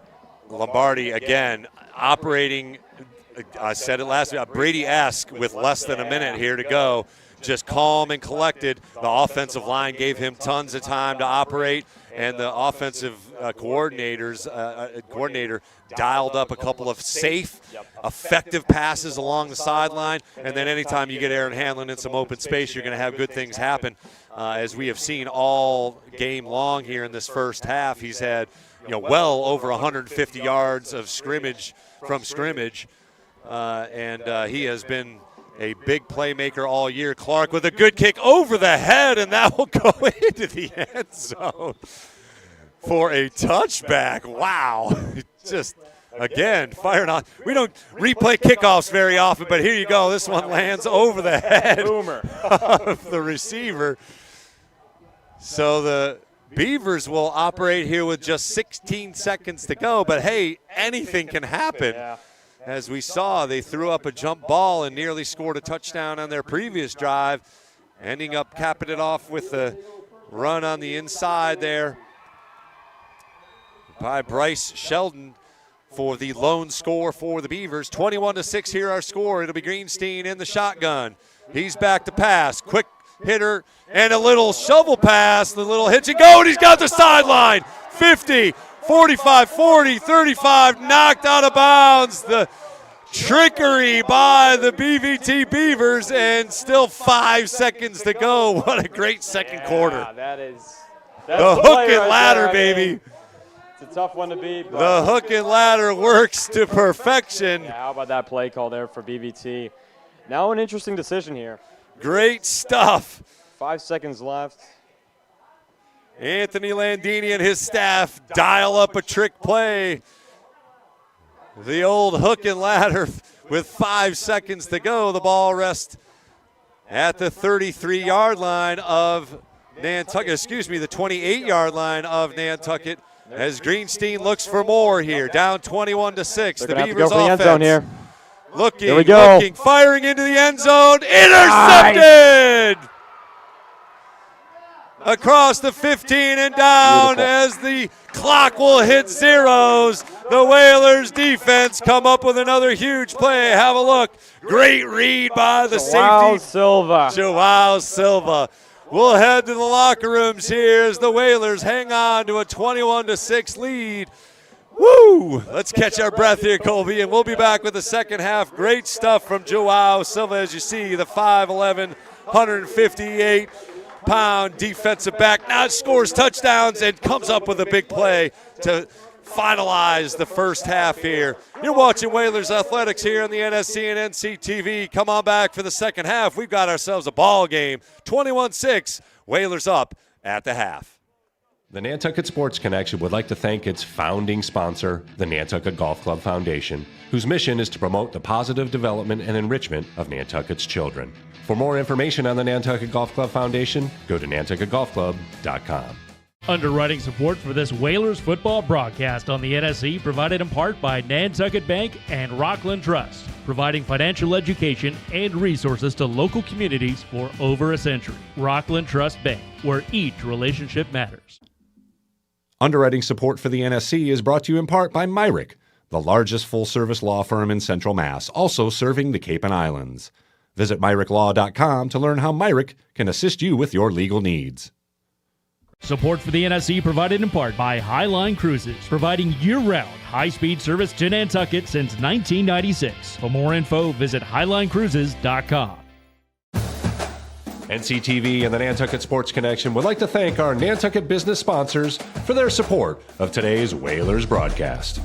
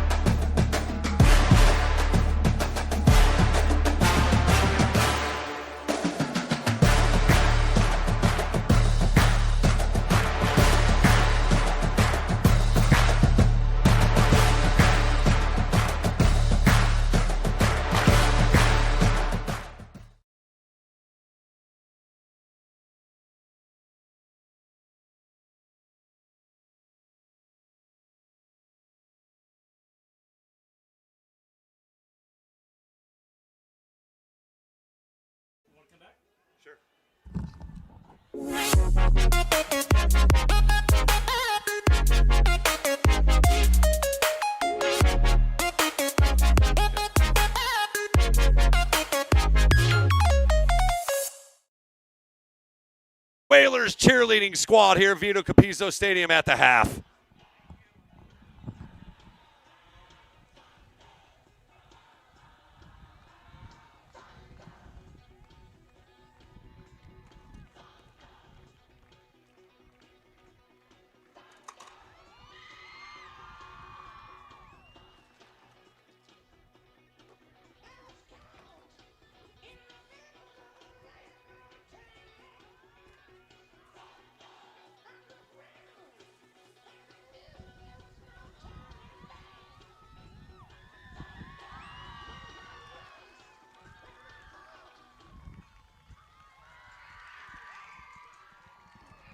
Yes, sir. Great job by the Whalers cheerleading squad here. As always, led by Missy Perry. Also, Hillary Reynolds and Jasmine Kasperzak. Great stuff from them. And I think Blackstone has a little performance here as well. We'll see if they make it onto the field here for 1 second. Again, the Whalers up 21-6 here from Vito Capizzo Stadium.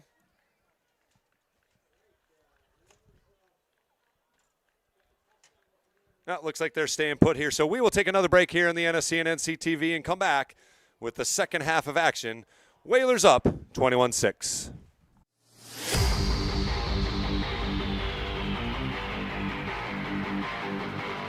Whenever NCTV covers one of our games, I think it's awesome.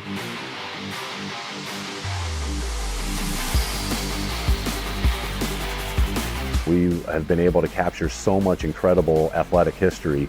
It feels like we've been a part of it as much as the kids have been.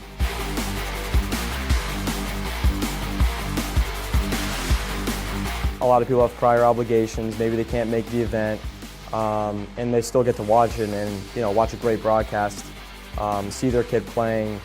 It's nice for the parents, grandparents, and family that can't come or are not on the island to be able to see it, even if they can't attend in person. So I think that meant a lot to them.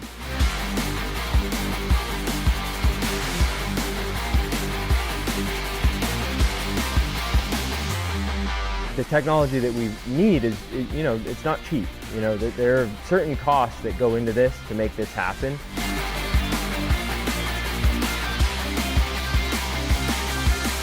My hope for the broadcast is to just build the crew numbers, get more students involved, maybe add a few more cameras here and there, but, ultimately, we're here to grow.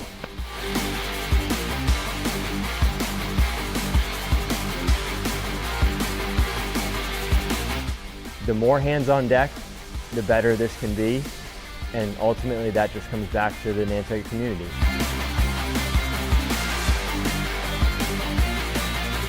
We're excited to take on soccer because it's coming. We're there. We're ready for it.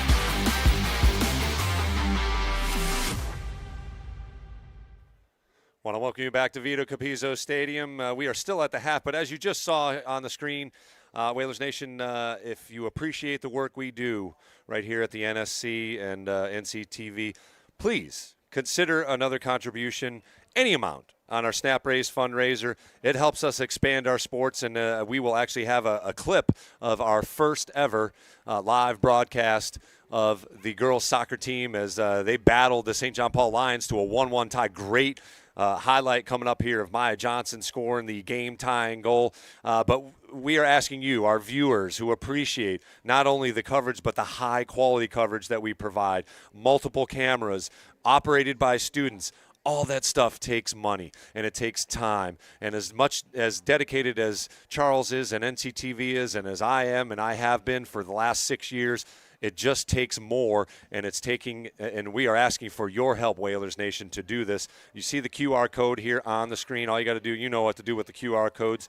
You can just jump on there and it sends you right over. We're also on Instagram at MIAA Sports Connection. Of course, that link is there. Every little dollar counts. We are looking to go off island and travel with our football team, as we have for a lot of the playoff action right here on the NSC and NCTV throughout the years. We got a football game off island against Falmouth. Again, the costs just add up very, very quickly, and it's just unbeknownst to you, the viewer. But we are asking for your help. If you can jump on the snap raise, we've had a couple of our students handing out pamphlets here, and of course, the business support is there. We need that to continue as well, to continue to operate and expand our coverage of Whalers Nation and Whalers Athletics. So thank you very much. Let's cut to our girls soccer highlight. Again, a great game over at the Nobody Fields, a 1-1 tie. Here's the game-tying goal from Maya Johnson. Here's your NSC Whalers play of the game. Down 1-0 against the St. John Paul Lions. Let's see if they can come back here in the second half. Whaler there to stop that kick. Sept Lebrecht, the senior forward, gets it over to Chelsea Gross, the co-captain.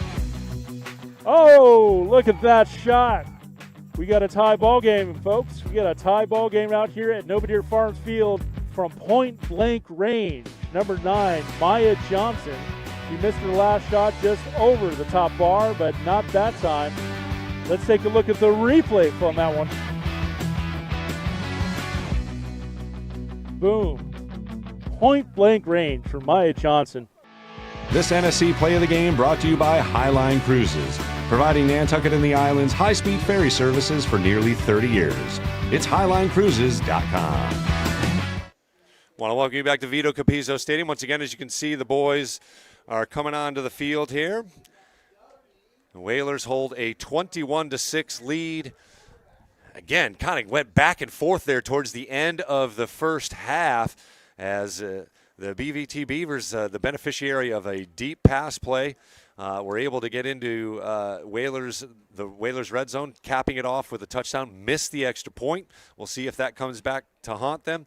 The Whalers got the kickoff, and a good kickoff return by Arann Hanlon to the 40-yard line, and then 3 quick pass plays got them in position inside the red zone as Burke Lombardi looked very sharp, and again, some good play calling got them in, and he just lofted a beautiful pass to Joao Silva towards the back of the end zone, capping off the drive for the 3rd touchdown. Earlier in the game, it was all Arann Hanlon. Honestly, he had 2 huge runs of over 50 yards, setting up a couple of other touchdown passes for Burke Lombardi. So he's got 3 on the day, his best game as a Whaler so far.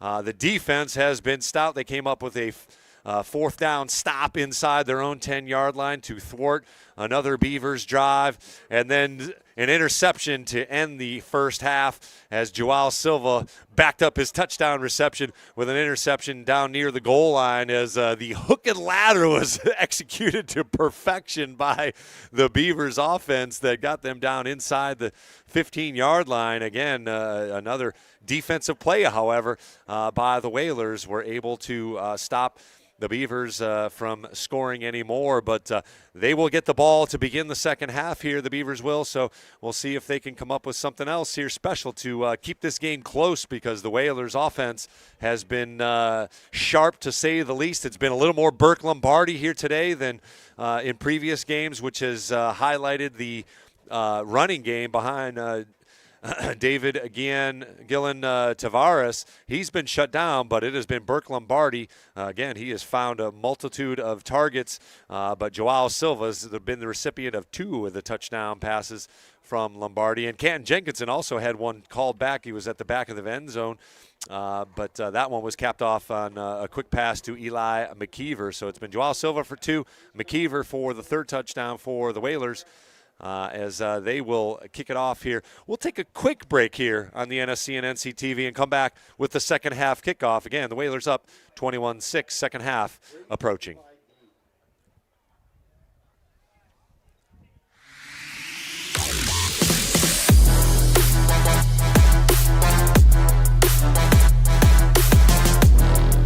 First hoop, Simpson gathers for Nantucket.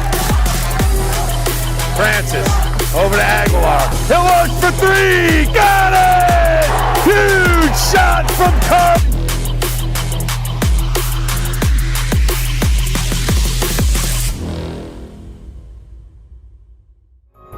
Nantucket Booster Club is a vital link between our community and Whalers athletics. Volunteering for the Booster Club, it's a blast. More than money, we need members. We need to build our community bigger and better to help our student athletes prepare for the next chapter in their life.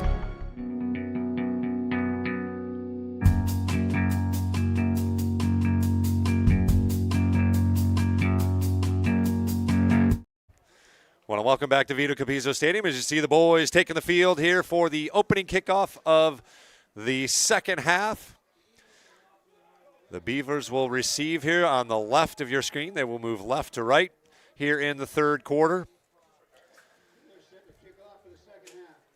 Jake Clark in to kick off again. He blasted one over the head of the kick returners to end the second half. He has got the wind at his back for this kick as well.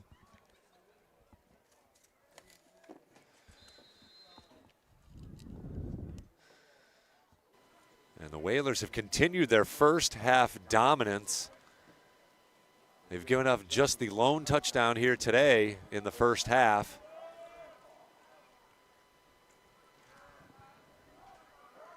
$96-6, the difference in the first half of plays. And again, a good kick. Both returners collide, but out to the 20 and down to about the 23, 24-yard line. And the Beavers will begin the second half of play from there.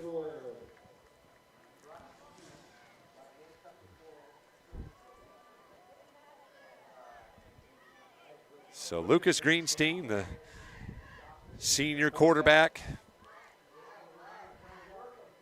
born and raised right here in Blackstone. Again, one of the three Greenstein players, younger twins, and both of which have come up with receptions from their older brother.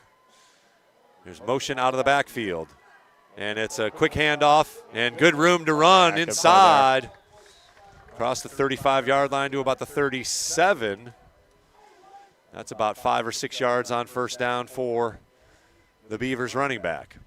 Well, that Nantucket final drive was so huge because now instead of it being a one-possession game with the Beavers starting it with the ball at halftime, it's a two-possession game, so gives them a little bit of a cushion there to work with. Always better to have two scores. I mean, it's just one of those things. And it's going to be a two-point conversion for one of those scores if they get it in. There's the big running back, number 32, inside. He's rumbling ahead for first down yardage. Whalers trying to pull the ball out, but it will be just short of first down yardage, actually. Across the 30 to about the 32, brings up third and about 1. First drive of the second half here for the Beavers.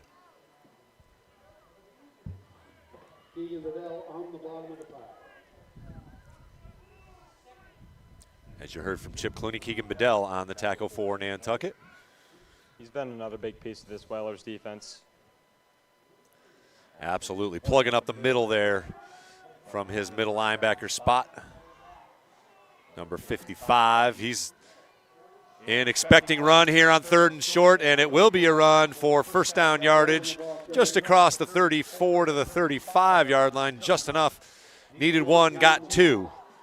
So the sticks move here for the Beavers. First and 10 at their own 35-yard line. Just underway here in the second half. You are watching live football coverage here on the Nantucket Sports Connection on YouTube. And, of course, locally here on channel 1072 on NCTV. Absolutely gorgeous day and another good crowd here at Vito Capizzo Stadium, including a great conglomerate from Blackstone itself. Little pitch out here and avoiding one and rumbling across the 35, but gang tackled by the Whalers interior. Once again, number 55, the first to arrive. As you can see, he fights off a block and finds the ball carrier along with Canton Jenkinson. And it looked like one of those Yates boys in there as well. So second and about 8. Opening drive here of the second half for the Beavers. Jenkinson will blitz. Oh, faked out, and it'll be Greenstein tucking it and running it. First down yardage across the 45 to about the 46-yard line. They may mark him just short or right on the line. They're going to move the sticks and give him a first down as the nose of the ball is across the 45-yard line. So first down run, 10 yards on the scramble by Greenstein. Again, Jenkinson got caught inside on that blitz, and Greenstein went where he was. That was really the first time we've seen Greenstein get out of the pocket and make a run for it. He's had room, but he's decided to throw it on a couple of other opportunities, but showing that he has the capabilities of getting outside the tackles here. I formation and a handoff to the fullback through one tackler, but not anymore. 1 yard on the carry. Yeah, the Whalers were all over that one. I mean, even after the missed tackle. And a flag late. That's that could be against Blackstone Valley here. First penalty on the Beavers, it looks like here. The Whalers have been stricken by penalties, laundry all over the field. It's nice to be on the other side of one of those things. We'll see how they mark it off here, but you got to go back to the line of scrimmage, right? If it's a personal foul, you send them back, even though the penalty happened downfield. So dead ball, personal foul against Blackstone. March it off, boys. Again, first penalty, but it is a huge one. As it was 2nd and 10, now it'll be 2nd and 25 for the Beavers offense, all the way back at their own 31-yard line.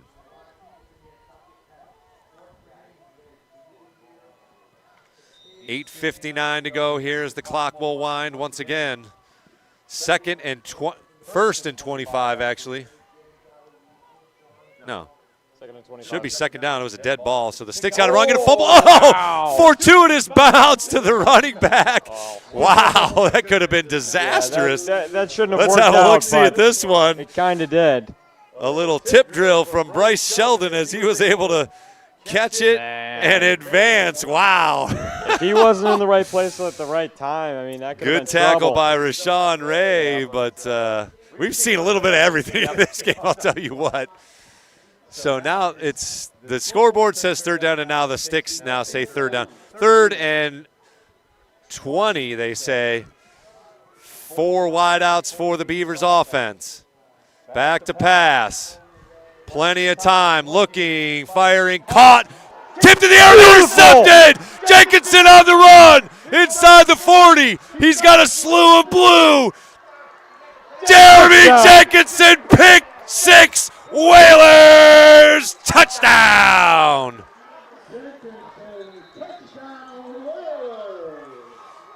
Wow, Jeremy Jenkinson runs his own tip drill that time and takes it to the house. Great Almost throw, got it on there, but perfectly timed tackle by Eli McKeever. Unfortunately, Blackstone receiver down here, so we'll take a quick timeout here after the Whalers score to make it 27-6. We'll be back here in the NFC and NCTV with the extra point attempt. Actually, the receiver up now here for Blackstone Valley, so maybe we'll just keep it here. What a turn of events. Incredible. I mean, right off the bat, Jeremy Jenkinson almost got a hand on that one with the Let's take another look at it here. A great throw over Jenkinson, but he stays with it, able to make the catch, and he avoids a couple of tacklers, finds the sidelines, and just a special player. There's 5. It was actually Canton. It was actually Jeremy Jenkinson. We got Canton Jenkinson. There's Jeremy Jenkinson's quick fix by Charles. The 6'1", 185 senior, again, a member of that championship squad for lacrosse, showing his pedigree with a champion-type play to break it open here for the Whalers. The PAT attempt here by Clark to make it a 28-6 game.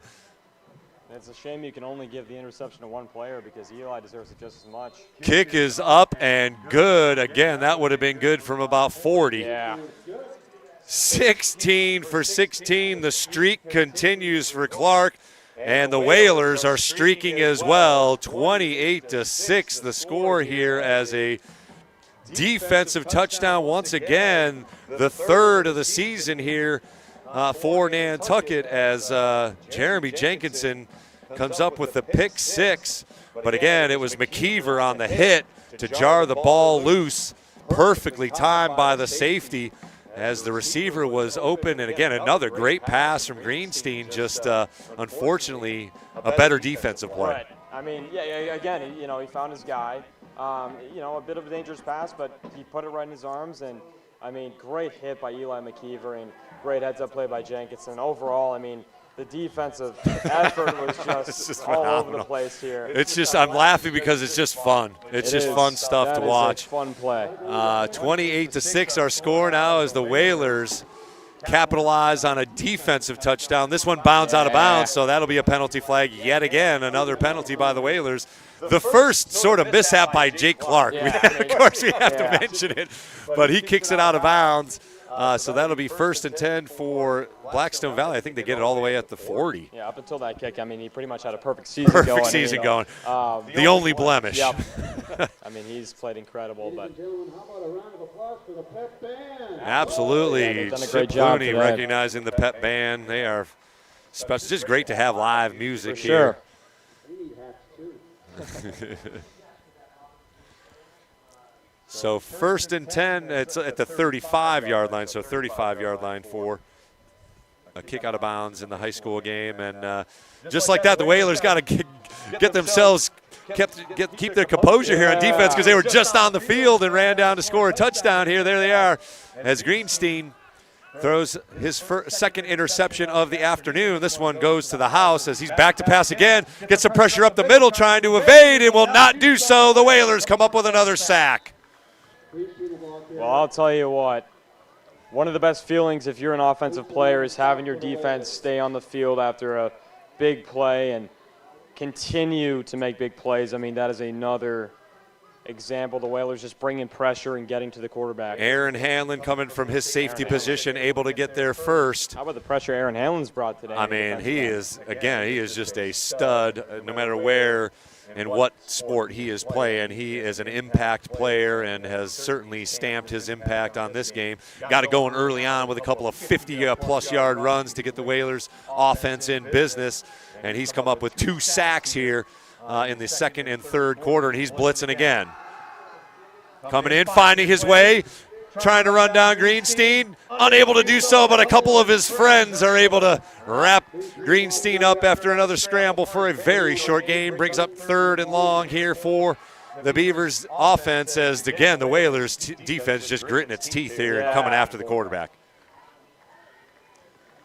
Coach Willett just picking a number. Doesn't matter who it is. He's picking a number out of the hat, and they're coming after the quarterback here as the Whalers, again, just have continued their dominance, especially on that defensive side of the ball.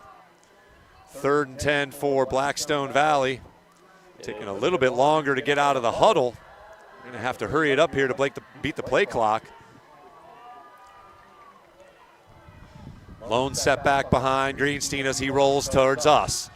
Simpson chases, and he will get caught as Arann Hanlon finishes off the play.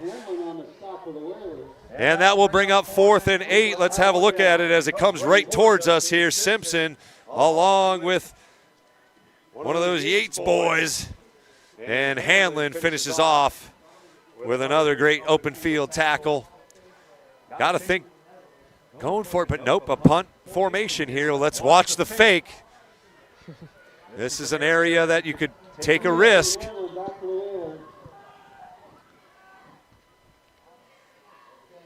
It will be a punt and a good spiral that will bound towards the kickoff, the punt returners, but no return on this one as it falls dead at the 29-yard line. We'll take a quick break here on the NSC and NCTV. Come back as the Whalers offense takes the field, but we've already scored a touchdown to make it 28-6, 5:20 to play here in the third.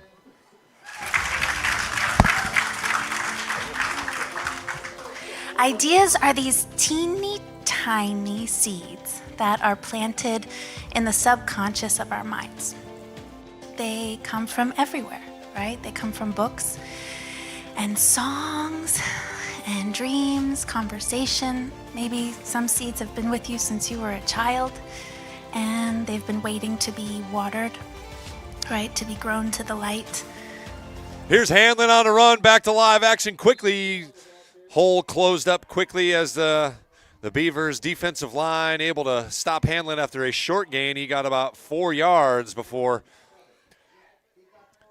the Beavers defense got to him and wrapped him up. Clock continuing to run, under 5 minutes to play. So the Beavers have had the ball here almost half of this second half. In this third quarter, it's the first Whalers offensive possession, but the Whalers have already scored. Right. I mean, I don't think the defense could have had a better start to that second half. DGT with a gritty run up the middle. You can hear the pad connects up here as he rumbles ahead for first down yardage. Give him 6 on the carry. First down. Whalers moving the sticks here on their first possession already. Ball rests now on the 39-yard line, 1st and 10 for Nantucket. Again, we haven't called his number a whole lot, but we haven't had to. Exactly. Lombardi's been unbelievable. I was just about to bring up, I mean, we haven't really seen the run game. We haven't even really noticed players like DGT and Canton Jenkinson as much, but it's because this pass game has been so, effective. Yeah. And here's again. DGT. I mean, that's what he can do. He's got some fresh legs and fresh hands, so we'll see if they just grind this one out. He rumbles ahead for about 7 on first down. Looks like they were saving him for the second half. I mean, I don't know if that was on purpose, but it's certainly, he is as fresh as can be. He does come off here as it'll be Lombardi trotting into the huddle. 2nd and 3 as the clock is under 4 minutes, approaching 3 minutes and 30 seconds left here in the third quarter. Whalers have added to their lead. They're up 28-6 now off a defensive touchdown from Jeremy Jenkinson. Here's Soares who spins, and good play underneath there. That's, I think it was number 9 for the Beavers. Yeah, Jake Greenstein shot in from his linebacker position to upend Soares, giving DGT 1 play of rest. So it'll be 3rd and 4, no gain, give Soares. Maybe lost a yard.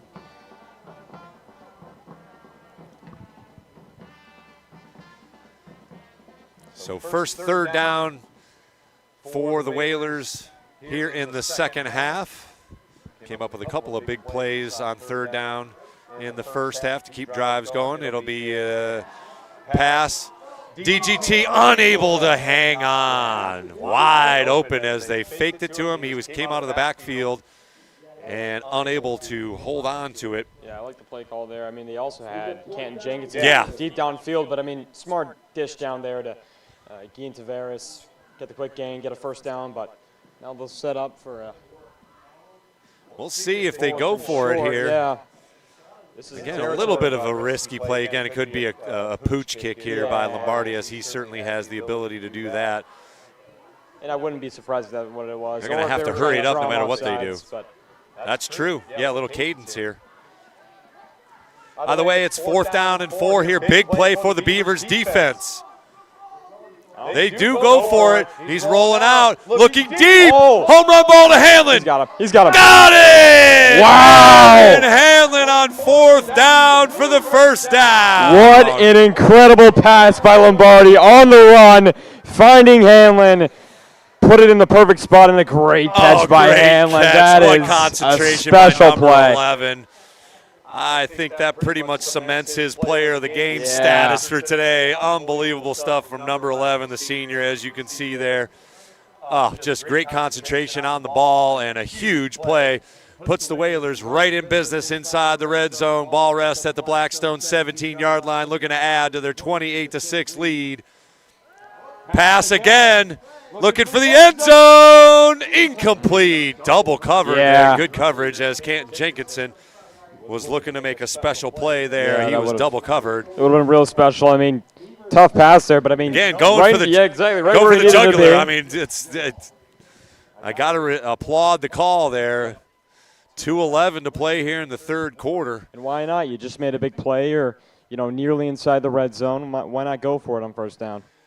Defense reeling a little bit after giving up the big play on 4th down after the roller coaster of emotions. You got an opportunity to stop and give the offense a chance here, and now you're backs her against the wall here again, and here's DGT. Springs it outside. He's got lots of room.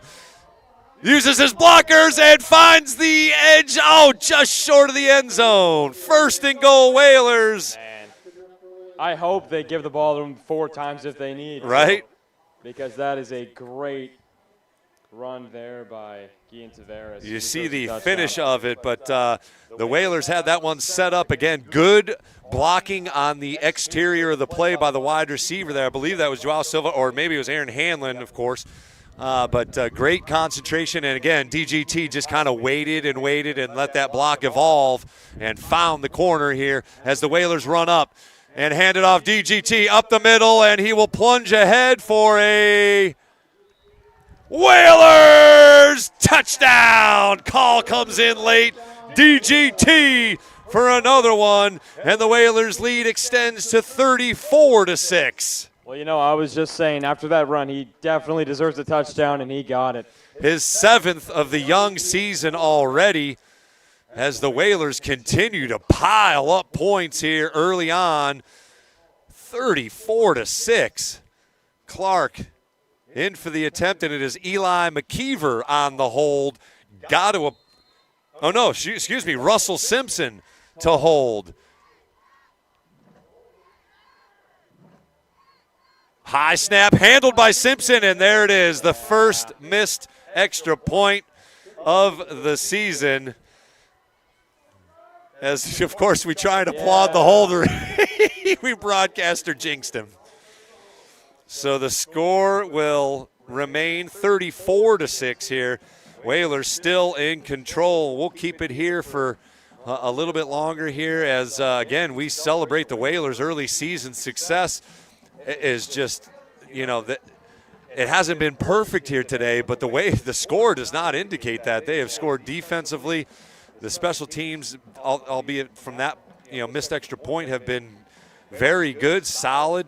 And again, Burke Lombardi has had his best game as a Whaler. Yeah, they have really not only just played well, off the rip, but they have really responded well, to the Blackstone Valley attack. Whenever, it seems like whenever they make a big play, we respond back with a big defensive play. Yeah. Whenever they make a big stop, we come back with a big offensive play. So we've played really good. Yeah, got to hand to the way. BVT has pulled out all the stops, hooks and ladders, deep plays, jump balls. And again, a good kickoff lands at the 10. 15-20. Simpson there, unable to tackle at the 30, still on his feet across the 35. So good effort by number 9 there, one of the Greensteins, Jake Greenstein, on a good return, 25 yards on the return, and BVT starts at their own 35. They got some work to do, though, now. It's almost desperation time, down 34-6 here, as the Whalers have added a couple scores here in the third quarter. Still a minute 45 left in said third quarter. So the Whalers looking to move to 3-0 for the first time since 2017. That team went 5-0 to begin the season. So finished with a couple of losses, 8-2 the final record. Jenkinson with a blitz, and that sails well over the head of any intended receiver. Quick pass attempt by Greenstein, incomplete, brings up 2nd and 10. Well, they were all over that. They got right into that screen pass. Yeah. If the pass was made, it would have been close. Could have been intercepted. At the very least, a loss of yardage. It has been relentless on the defensive side of the ball. Again, a couple of big plays, and that's been about it for the Beavers. And they break the huddle here as Greenstein will have a couple of running backs up. Now Sheldon splits out 4 wideouts now as Sheldon comes back inside the tackles to hang out with his quarterback. And it'll be a reverse throw, deep throw, and Eli McKeever is there to make the interception from his safety position. A short throw, a little trickery once again, but McKeever able to make the play, stayed put, and actually slipped and still came up with the interception. His second in as many weeks. So the turnovers now piling up for the Beavers. Their 3rd turnover of the afternoon, 2nd interception here in the second half for the Beavers offense. That was number 4, Xavier Saluis, who got the reverse and tried to complete the trickery play there, the reverse pass. So got to respect the effort. I mean, that's a good play call. Just unable to be executed. Grimes, oh, great block by Ken Jenkinson. Springs Grimes. An absolute decleater here on the edge. Let's see if we catch it on the replay. Watch Canton Jenkinson. Boom! And that number 17 just ends up on his backside to spring Grimes loose for first down yardage off the quick pass. You got to love those little things. Absolutely. I think the upfield the upfield blocking has been absolutely incredible. Yeah, downfield blocking has been. Right, exactly. I mean, it's been absolutely incredible to watch this game. 3 wide outs to the far side. Once again, a quick pass outside to Hanlon. Gets unable to get through as a couple of defenders able to wrap him up after a short gain, give him a couple yards on the swing play. Again, that's almost like a run play because the ball did go behind it's not the line of scrimmage, but went back behind the runner. So technically a run. Brings up 2nd and 8 with 35 seconds and counting here in the third quarter. Third quarter, once again, dominated by the Whalers defense. They score a defensive touchdown and have had another interception as Blackstone scrambles to get in position here. Matching up, Lombardi back to pass. Fires one through a few hands, including a Blackstone Valley defender. That was Greenstein on defense, number 9. He's been all over the field as a sophomore. Whalers a little lucky there. Greenstein had a bunch of green in front of him if he was able to catch up with that one. So clock will stop with 16 seconds to play here in the third quarter. Big third down here for the Whalers. 3rd and 8 inside Blackstone Valley. Again, maybe 4-down territory. I mean, they went for a fourth down on their own side. Got to think they're going to go for a fourth down here if it is upcoming. So a tighter formation here for Lombardi and the Whalers offense. Jenkinson comes behind. Back to pass. Wide open man, first down yardage. It's Grimes for a 12-yard reception. A little pitch and catch from Tristan Grimes from Burke Lombardi. Well, Lombardi is so great at throwing on the run, but when he gets that time in the pocket where he can just, stay put, find his guys out downfield, that's when the big plays happen, and there was Tristan James Grimes. Phillips, number 15, also on that route. It was a couple of guys. Yep. Grimes broke out to the outside and was wide open. Lombardi found him for first down yardage, another third down conversion for the offense. And again, Burke Lombardi showing why he is in complete command of this offense and is having himself a Whaler day. Ball rests on the 24-yard line. It'll be another handoff. DGT barrels through a couple of guys and will be stopped after a short gain, but that will run the clock to zeros here in the third quarter. We'll take a break. The Whalers once again dominating through 3 quarters. They lead 34-6. Come on back to Vito Capizzo Stadium as you can see some boys getting some well-deserved high fives on the sideline. Fourth quarter upcoming. The Nantucket Sports Connection would like to thank its founding sponsor, the Nantucket Golf Club Foundation, whose mission is to promote the positive development and enrichment of Nantucket's children. For more information on the Nantucket Golf Club Foundation, go to nantucketgolfclub.com. NCTV and the Nantucket Sports Connection would like to thank our Nantucket business sponsors for their support of today's Whalers broadcast.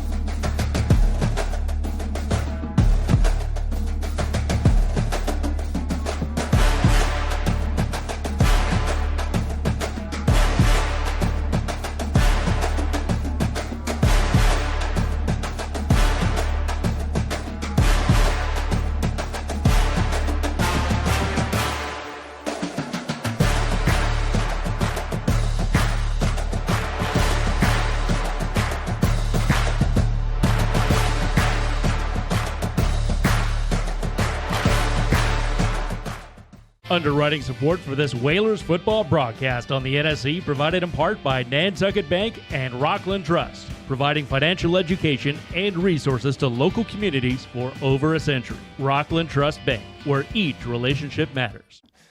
Want to welcome you back to Vito Capizzo Stadium as the players get set up here for the fourth quarter of play. Once again, Whalers look very impressive.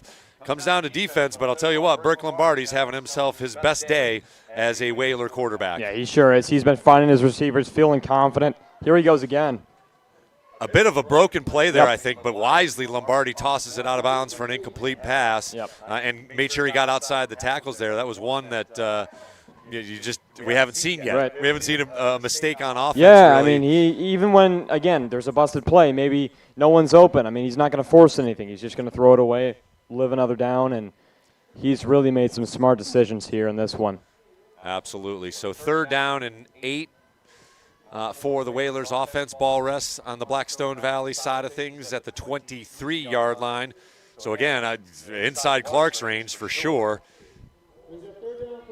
We'll see. It could be 4-down territory as the Whalers easily could go for it here if they don't make the first down. Good pressure by the Blackstone Valley, and rushed the pass. Had Jenkinson open, but again, good pressure by the Beavers defense there. That was number 72. Once again, Brady Usher, who has made some plays here on the interior. He got to Lombardi as Lombardi was looking to set his feet and fire one into Jenkinson, who had a step on his defender down near the goal line, but unable to connect. 4th down here for the Whalers, and we'll see if Nantucket decides to go for it. Here's Lombardi back onto the field, so the Whalers will go for it on 4th and 8, deep inside Beaver territory. I mean, it's as good as a punt if they don't make it. Yep. And I think they're going to call a timeout as Nantucket wants to talk it over here. We'll maybe see if they bring out the field goal unit here to give Clark an attempt. But, man, very impressive start here for the Whalers as they look to go 3-0 on the young season. And they've got Falmouth up next. They've got a bye week. And then we head off island on October 3rd. That is a Friday night under the lights game, so always special when we get to play under the lights. But we will be coming to you live from Falmouth, Massachusetts, as we pay a visit to those Clippers. It's been a tough start for the Clippers so far. They are 0-2, along with a whole, I think Sandwich is the only team that has a win in our conference. They're 1-1. They lost to Bourne last night, actually got shut out by Bourne 19-0. So things looking great as far as absolutely. League implications here for Nantucket. They are certainly the only undefeated team, even in our area. Mashpee's 2-0 as well, but they play today. But they are not in our conference. Here's Lombardi back to pass on a 4th down play. Lost one into the end zone. Oh, that's got to be a flag. That will be pass interference as Joao Silva was open and got held. He saved a touchdown, but that will be 1st and probably goal to go. We'll see how they mark that. So Joao Silva draws the flag on 4th down. That will be an automatic 1st down. I think if Joao got in that end zone, he would make a pretty clear case for that play. That's true. That is very true. Would have been neck and neck with Arann Hanlon. We could always give co-MVPs. That's right. That's always possible. You know, Coach Herman used to do his big 3. Yeah. You know, we can always adjust our celebrations for sure. So they march it enough for 1st down yardage. So it'll be 1st and goal for the Whalers at the Beavers 7-yard line. Looking to put an exclamation point on what has been another dominant performance. I know Coach uses that word dominant, and there's no other way to describe what they are doing. Canton Jenkinson on the inside, rumbling ahead. Dives inside the 5 to about the 3.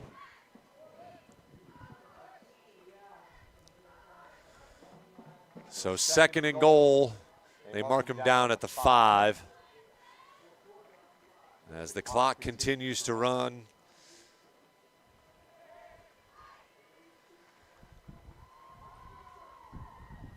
So the Whalers, again, looking to punch this one in here and extend that lead. They've scored over 35 points in every game so far. And it'll be Lombardi chased, but he evades the rush. and cuts back in. Tripped up at about the 2-yard line. Nice evasive moves there by That was a fun Lombardi. play by Lombardi there. No Just doubt. avoiding pressure, and then I was a little bit surprised when he kicked it back to the middle. Great play there to avoid another tackler and get some yardage out of it. Nearly found the end zone. It'll be 3rd and goal from about the 1. DGT. Has to be, right? Got to think number 5 is going to get it here at least twice. Yeah. I mean, there's no way you're going to stop him twice from the 1-yard line. I mean, if I'm you just if gonna you say that can, boldly. if he doesn't get a touchdown in 2-3 tries, then so be it. You know. Right. You Give gotta it to your try. best guy. Exactly. Here it is. And they actually hand it off to Ken Jenkinson, who gets in there as Whaler loses his hat. But another Whalers touchdown. Ken Jenkinson puts the exclamation point on this one as the Whalers hit the 40-point mark for the second time in 3 games. It's 40-6, Whalers Nation. Enjoy. This second half has been incredible for the Whalers. I mean, from start, and I mean, we haven't even finished yet, but start to now has been just a very complete game. I'm shaking my head only because I'm a little bit in disbelief. Again, high snap, but Clark get this one down and up, and he starts a new streak after hitting 15 in a row. And he's back. It will be 41-6 as the Whalers add another score, matriculating down the field. And punched in by Canton Jenkinson, as the clock will now run as the Whalers hold a 35-point lead, so things will move along here fairly quickly here in the final period of play. Again, an absolutely gorgeous day, and the football has been gorgeous as well, as the Whalers once again just flexing their muscles in all aspects of the game. I mean, Coach Reese Everett's just got to be happy and excited, really, at the potential of what could happen here. We've got something special brewing here at Vito Capizzo Stadium, that's for sure. We have not seen this kind of dominant success in quite some time, and enjoy it. This has been a lot of fun to watch so far. This team is firing on all cylinders already. Another good high end-over-end kick lands at the 15. Avoids one to the 25-30, got the edge. Nice tackle, nice break of that tackle, though. Xavier Salois bringing the wood there on that return, but a flag down at the 40-yard line. We'll see if it backs up the Beavers here a little bit. I don't even know if there's a defensive penalty on a kick return. I don't know. Face mask, I guess, would be the only thing.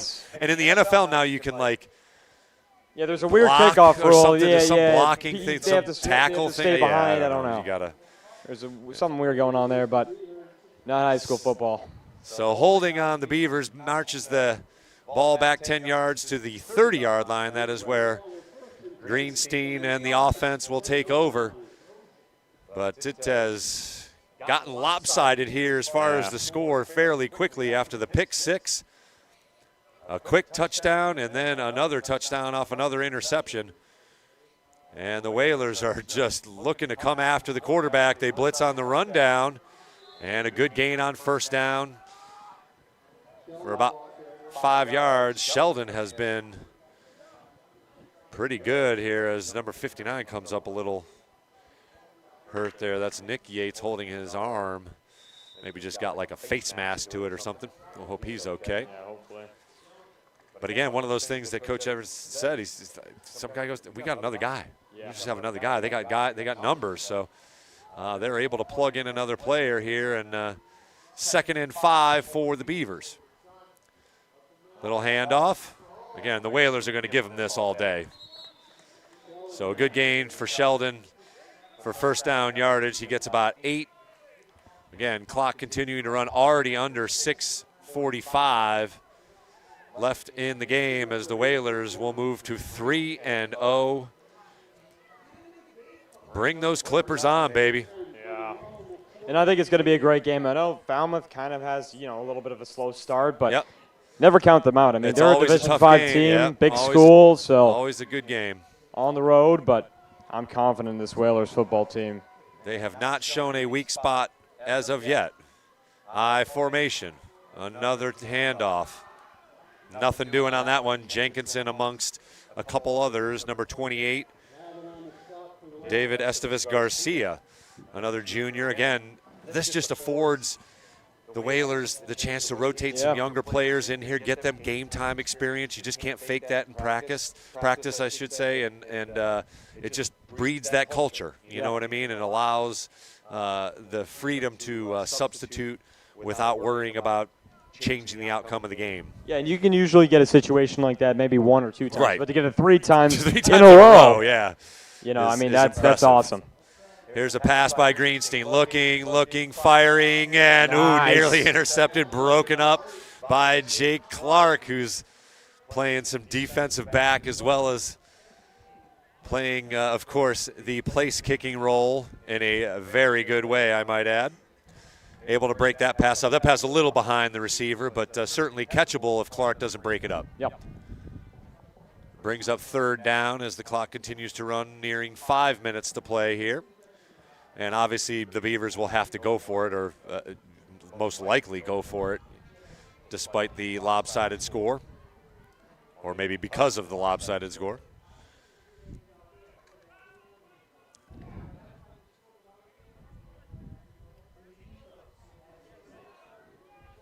Four wideouts. Spread across the field. Motion comes in front of Greenstein. Fake and inside and bringing down the quarterback is Jasper Soares on the little safety blitz. Yeah, Jasper Soares, really great player. He's made most of his impact so far this year on special teams. Yeah. But he is a really good athlete, and I mean, one of those lacrosse boys exactly. as well. So and, far, so good for him this season. Great stuff, great play on defense. He has had a couple of plays on the offensive side of things as well. And it will be a punt now as it's 4th and about 20. Missed snap, but the kick goes up, and whoa, this might be a backwards punt. Look out, Whalers, get out of the way. Yeah. So it makes it to the 50, but that was sky high, but not very far. Fortunate the bounce got him about 15 yards. Wasn't enough for a first down even, though. And, I mean, it was pretty close to hitting one of those Nantucket special teams players. So yeah, if it would have bounced backwards, it definitely would have caught one of those linemen just kind of looking back. Would have made things a bit interesting. Yeah. So clock continuing to run, 3.5 minutes to play here. The Whalers will probably just run this thing out here and move to 3-0 on the young season. But they look anything but young here. They look experienced and confident in all aspects of the game. And again, we have a new quarterback in as the Whalers will call timeout. So Gavin Smith, another one of those young players here, although he is a senior, playing behind Burke Lombardi, you're not going to get much playing time. No, and that's just how it works. Gav, I think he played his freshman year, came back senior year. Yep. So it'll be fun to see him sling the ball a little bit here in this 4th quarter. The clock actually still is running. It doesn't matter if they call a timeout, so they might not even have to run a play. So once again, thanks for watching us here on the NSC and NCTV. We've got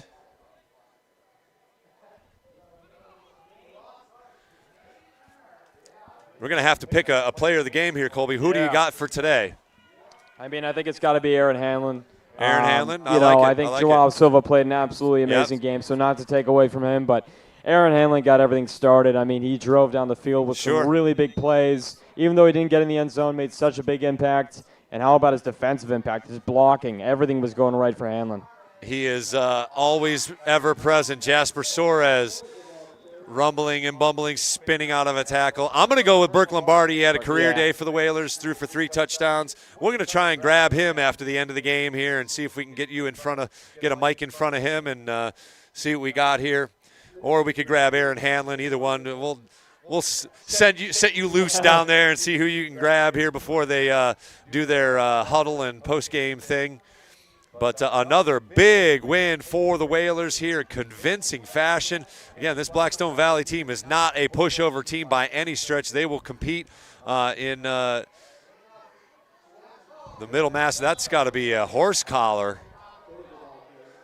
but they're not going to call it. So this will bring up 3rd and long here as Suarez caught behind the line. Back to the original line of scrimmage, the 50, as the clock now approaches a minute to play. So Gavin Smith from the sideline. What other? He plays another sport. What other sport does he play? Basketball? Yeah. He's a good shooter. Yep. Good basketball player, so I'd love to see him slinging on this 3rd down. Yeah, just because. Yeah, just why not, right? Again, nothing against the Beavers. It's just no. it'll be his first pass attempt. Exactly. And the right thing to do would probably be to hand it off. Sure. I'm sure that's what they'll do, but it'd be fun. It's We're allowed to speculate wildly. That's kind of our job. So Gavin Smith in the backfield, in front motion, and false start. Yep. There you go. Well, he'll be passing on this down now. Actually, they won't run another play, as the penalty will be the final play of the game here. Clock under 20 seconds to go. So we're going to send you down. Sure. You go grab a player here as we wrap things up here. The final score from Vito Capizzo Stadium will be 41-6. Again, very impressive fashion. The Whalers just looked solid on every aspect. Offense producing touchdowns. Defense produced another touchdown and 3 interceptions. The special teams unfortunately missed their first extra point of the year. 16 in a row converted before the missed extra point. But more and most importantly, it will be Nantucket winning their 3rd game of the season. They move to 3-0 atop the conference.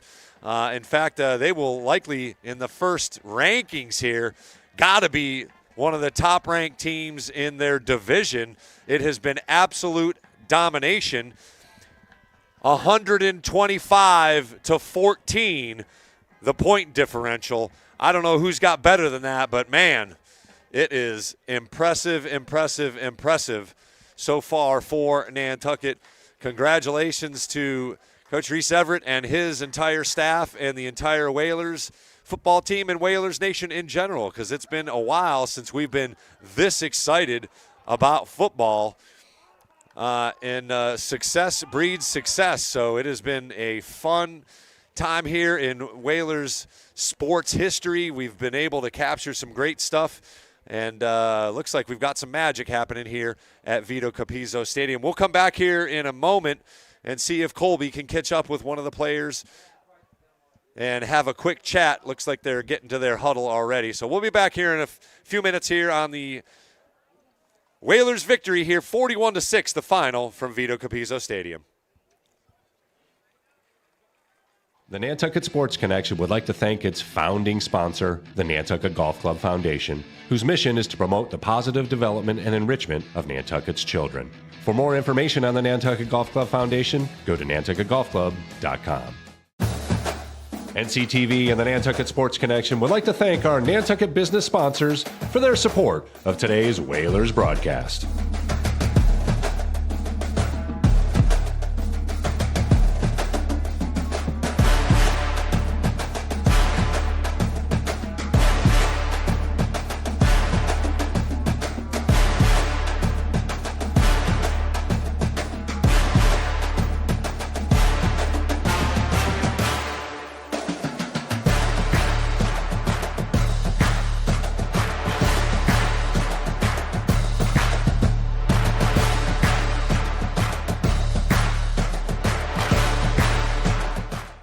Underwriting support for this Whalers football broadcast on the NSE provided in part by Nantucket Bank and Rockland Trust, providing financial education and resources to local communities for over a century. Rockland Trust Bank, where each relationship matters.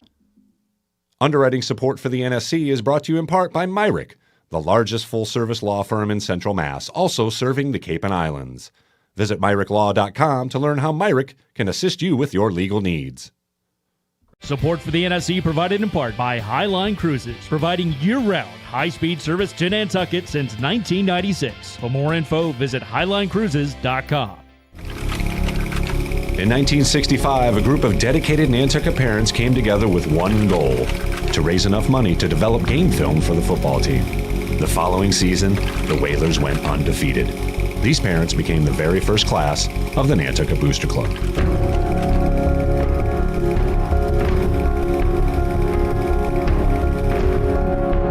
Over time, Whaler pride has grown into something far more than just wins and losses on the scoreboard. Once a Whaler, always a Whaler. 1, 2, 3 Whalers! Una vez un Whaler, siempre un Whaler! ¡Vamos! What binds us is Whaler pride. It has shaped our island and student athletes for generations. Whaler pride isn't just a tradition, it's an identity. A legacy for families who choose to plant their roots here in this community all year round. It can bring generations of island families together, and for Wash Ashore children, it can transform an unfamiliar place into a new home. The Nantucket Booster Club is a vital link between our community and Whalers athletics. It helps provide our teams with gear, additional travel expenses, and much more. Volunteering for the Booster Club, it's a blast. From the homecoming to the pig roast, and most importantly, Hank, our school mascot. We're here to create a fun and welcoming atmosphere. More than money, we need members. And part of this club, you are a member, not just a volunteer. We need to build our community bigger and better to help our student athletes prepare for the next chapter in their life. Support our kids and Whaler pride by volunteering for the Booster Club. To learn more, please email the address on the screen.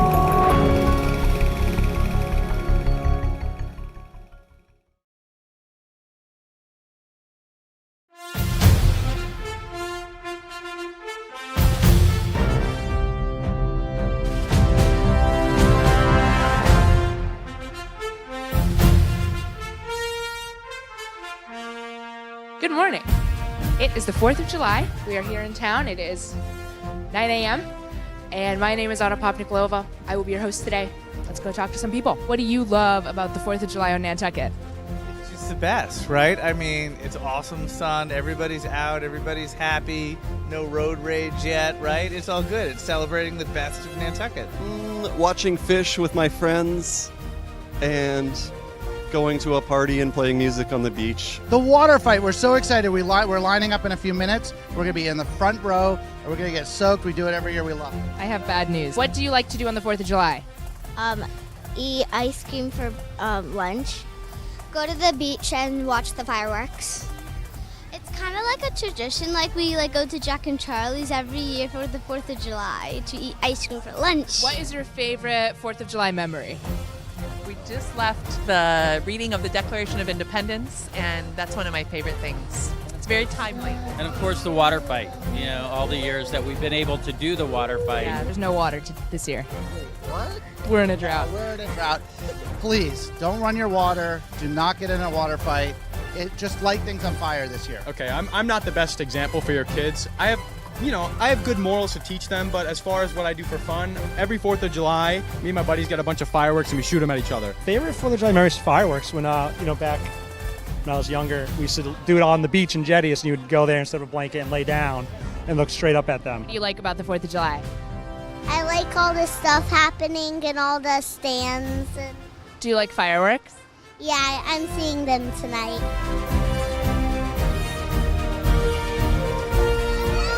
Do you have any family traditions? Right here. This is the hub of Nantucket, the excitement, the vibe. That's why we got these hats, because we want to be part of the festivities. But I've been coming for 38 years. I like to walk downtown and go to Jetty's Beach. What is kind of great about the 4th of July on Nantucket? I mean, Nantucket in general, right? It's a small town community feel, and I feel like the 4th of July is every community celebrates it differently. I think the fact that there are things that are very family friendly, the fireworks are awesome. Main Street has the Touch a Truck today, and there's so many things going on. I like that there's something for everybody. Can I ask you a little bit of 4th of July trivia? Do you know the name of the battle that we won to win the American Revolution? Wasn't it the one in Boston with the redcoats? Battle of Bunker Hill? Bunker Hill? Gettysburg, Not sure. Iwo Jima, we won. You know, they put a name to all these wars, but really they were just fighting like Where's Nathaniel Philbrook when you need him? He's usually within half a block. a civil war. I don't know, like it's a civil war of something. What is the battle? Do you know? It was the Battle of Yorktown. Battle of Yorktown. But Big battle. One of my favorites. One of my favorites. I just didn't realize it ended things. Happy 4th of July, everyone.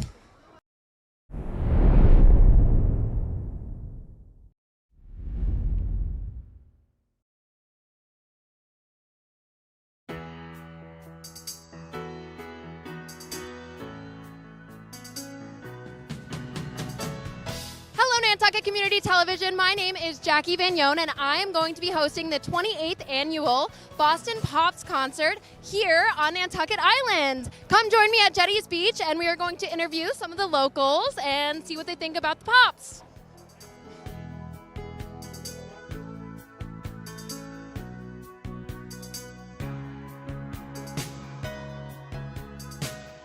Where are we today, Tom? We're at the Pops. Boston the Pops, the 28th annual Boston Pops down at Jetty's Beach. It's awesome. Yes, it Perfect is. weather, perfect day.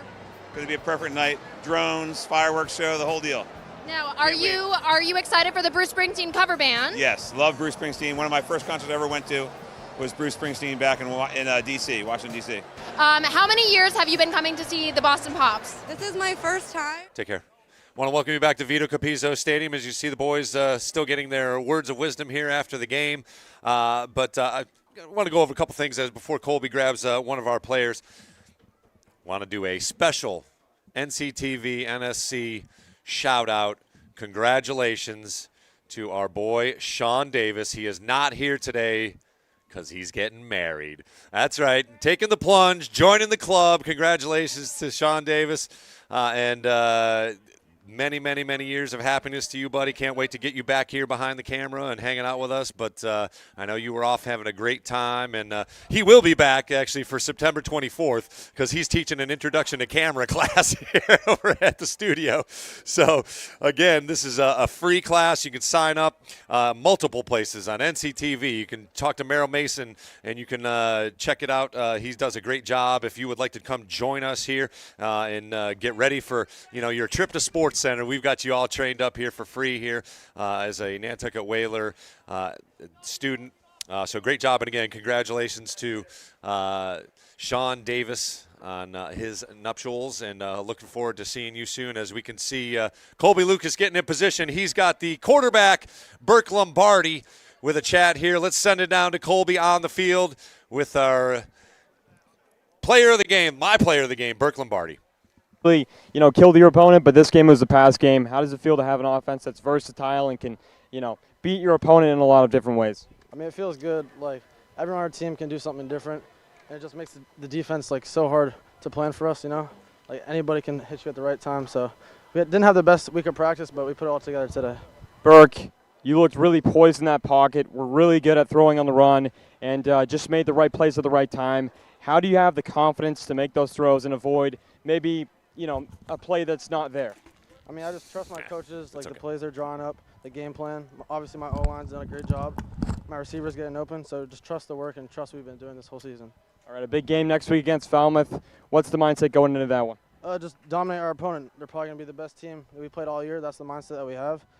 Just rest up on our bye week and have a good game against Falmouth. All right, thanks so much, Burke. Guys, back to you. Quarterback Burke Lombardi, again, good buddies with Colby Lucas as he trots off the field, winning the first 3 games. And, again, he had his best game as a Whaler starting quarterback here today, tossing a slew of touchdowns, 3 in total, a couple to Joao Silva and 1 to Eli McKeever, as the Whalers once again absolutely dominated. You heard him say it there. They just look to dominate their opponent and treat every opponent as if it is the best team that they're going to play all year. I don't think Falmouth is going to be their biggest challenge. I think maybe Sandwich for homecoming here will be their biggest challenge. But certainly they more than took care of business here this afternoon. Want to shout out our entire crew. Once again, great job. Weston, Scott, Adriana Graham, Colby Lucas just cementing his sports centerness. Amazing stuff here. And, of course, Charles Douglas, the maestro behind the entire operation. And, again, thanks very much to NCTV for, having faith in us and letting us do our thing here as we show Whalers Nation why we need to keep this thing here going. And if you got a chance to jump on our snap raise thing, I think Charles can pull up the QR code here in a second. Give us anything you can if you can afford to do so. We certainly appreciate it, and it goes directly to making sure this type of broadcast has the students behind it and a high-quality content and hopefully some more victories just like we saw today here. Final from Vito Capizzo Stadium. 41-6 for NCTV, the NSC on YouTube. I am Chris Morris. Whalers Nation, have yourself a great weekend. We'll see you in a couple weeks over in Falmouth.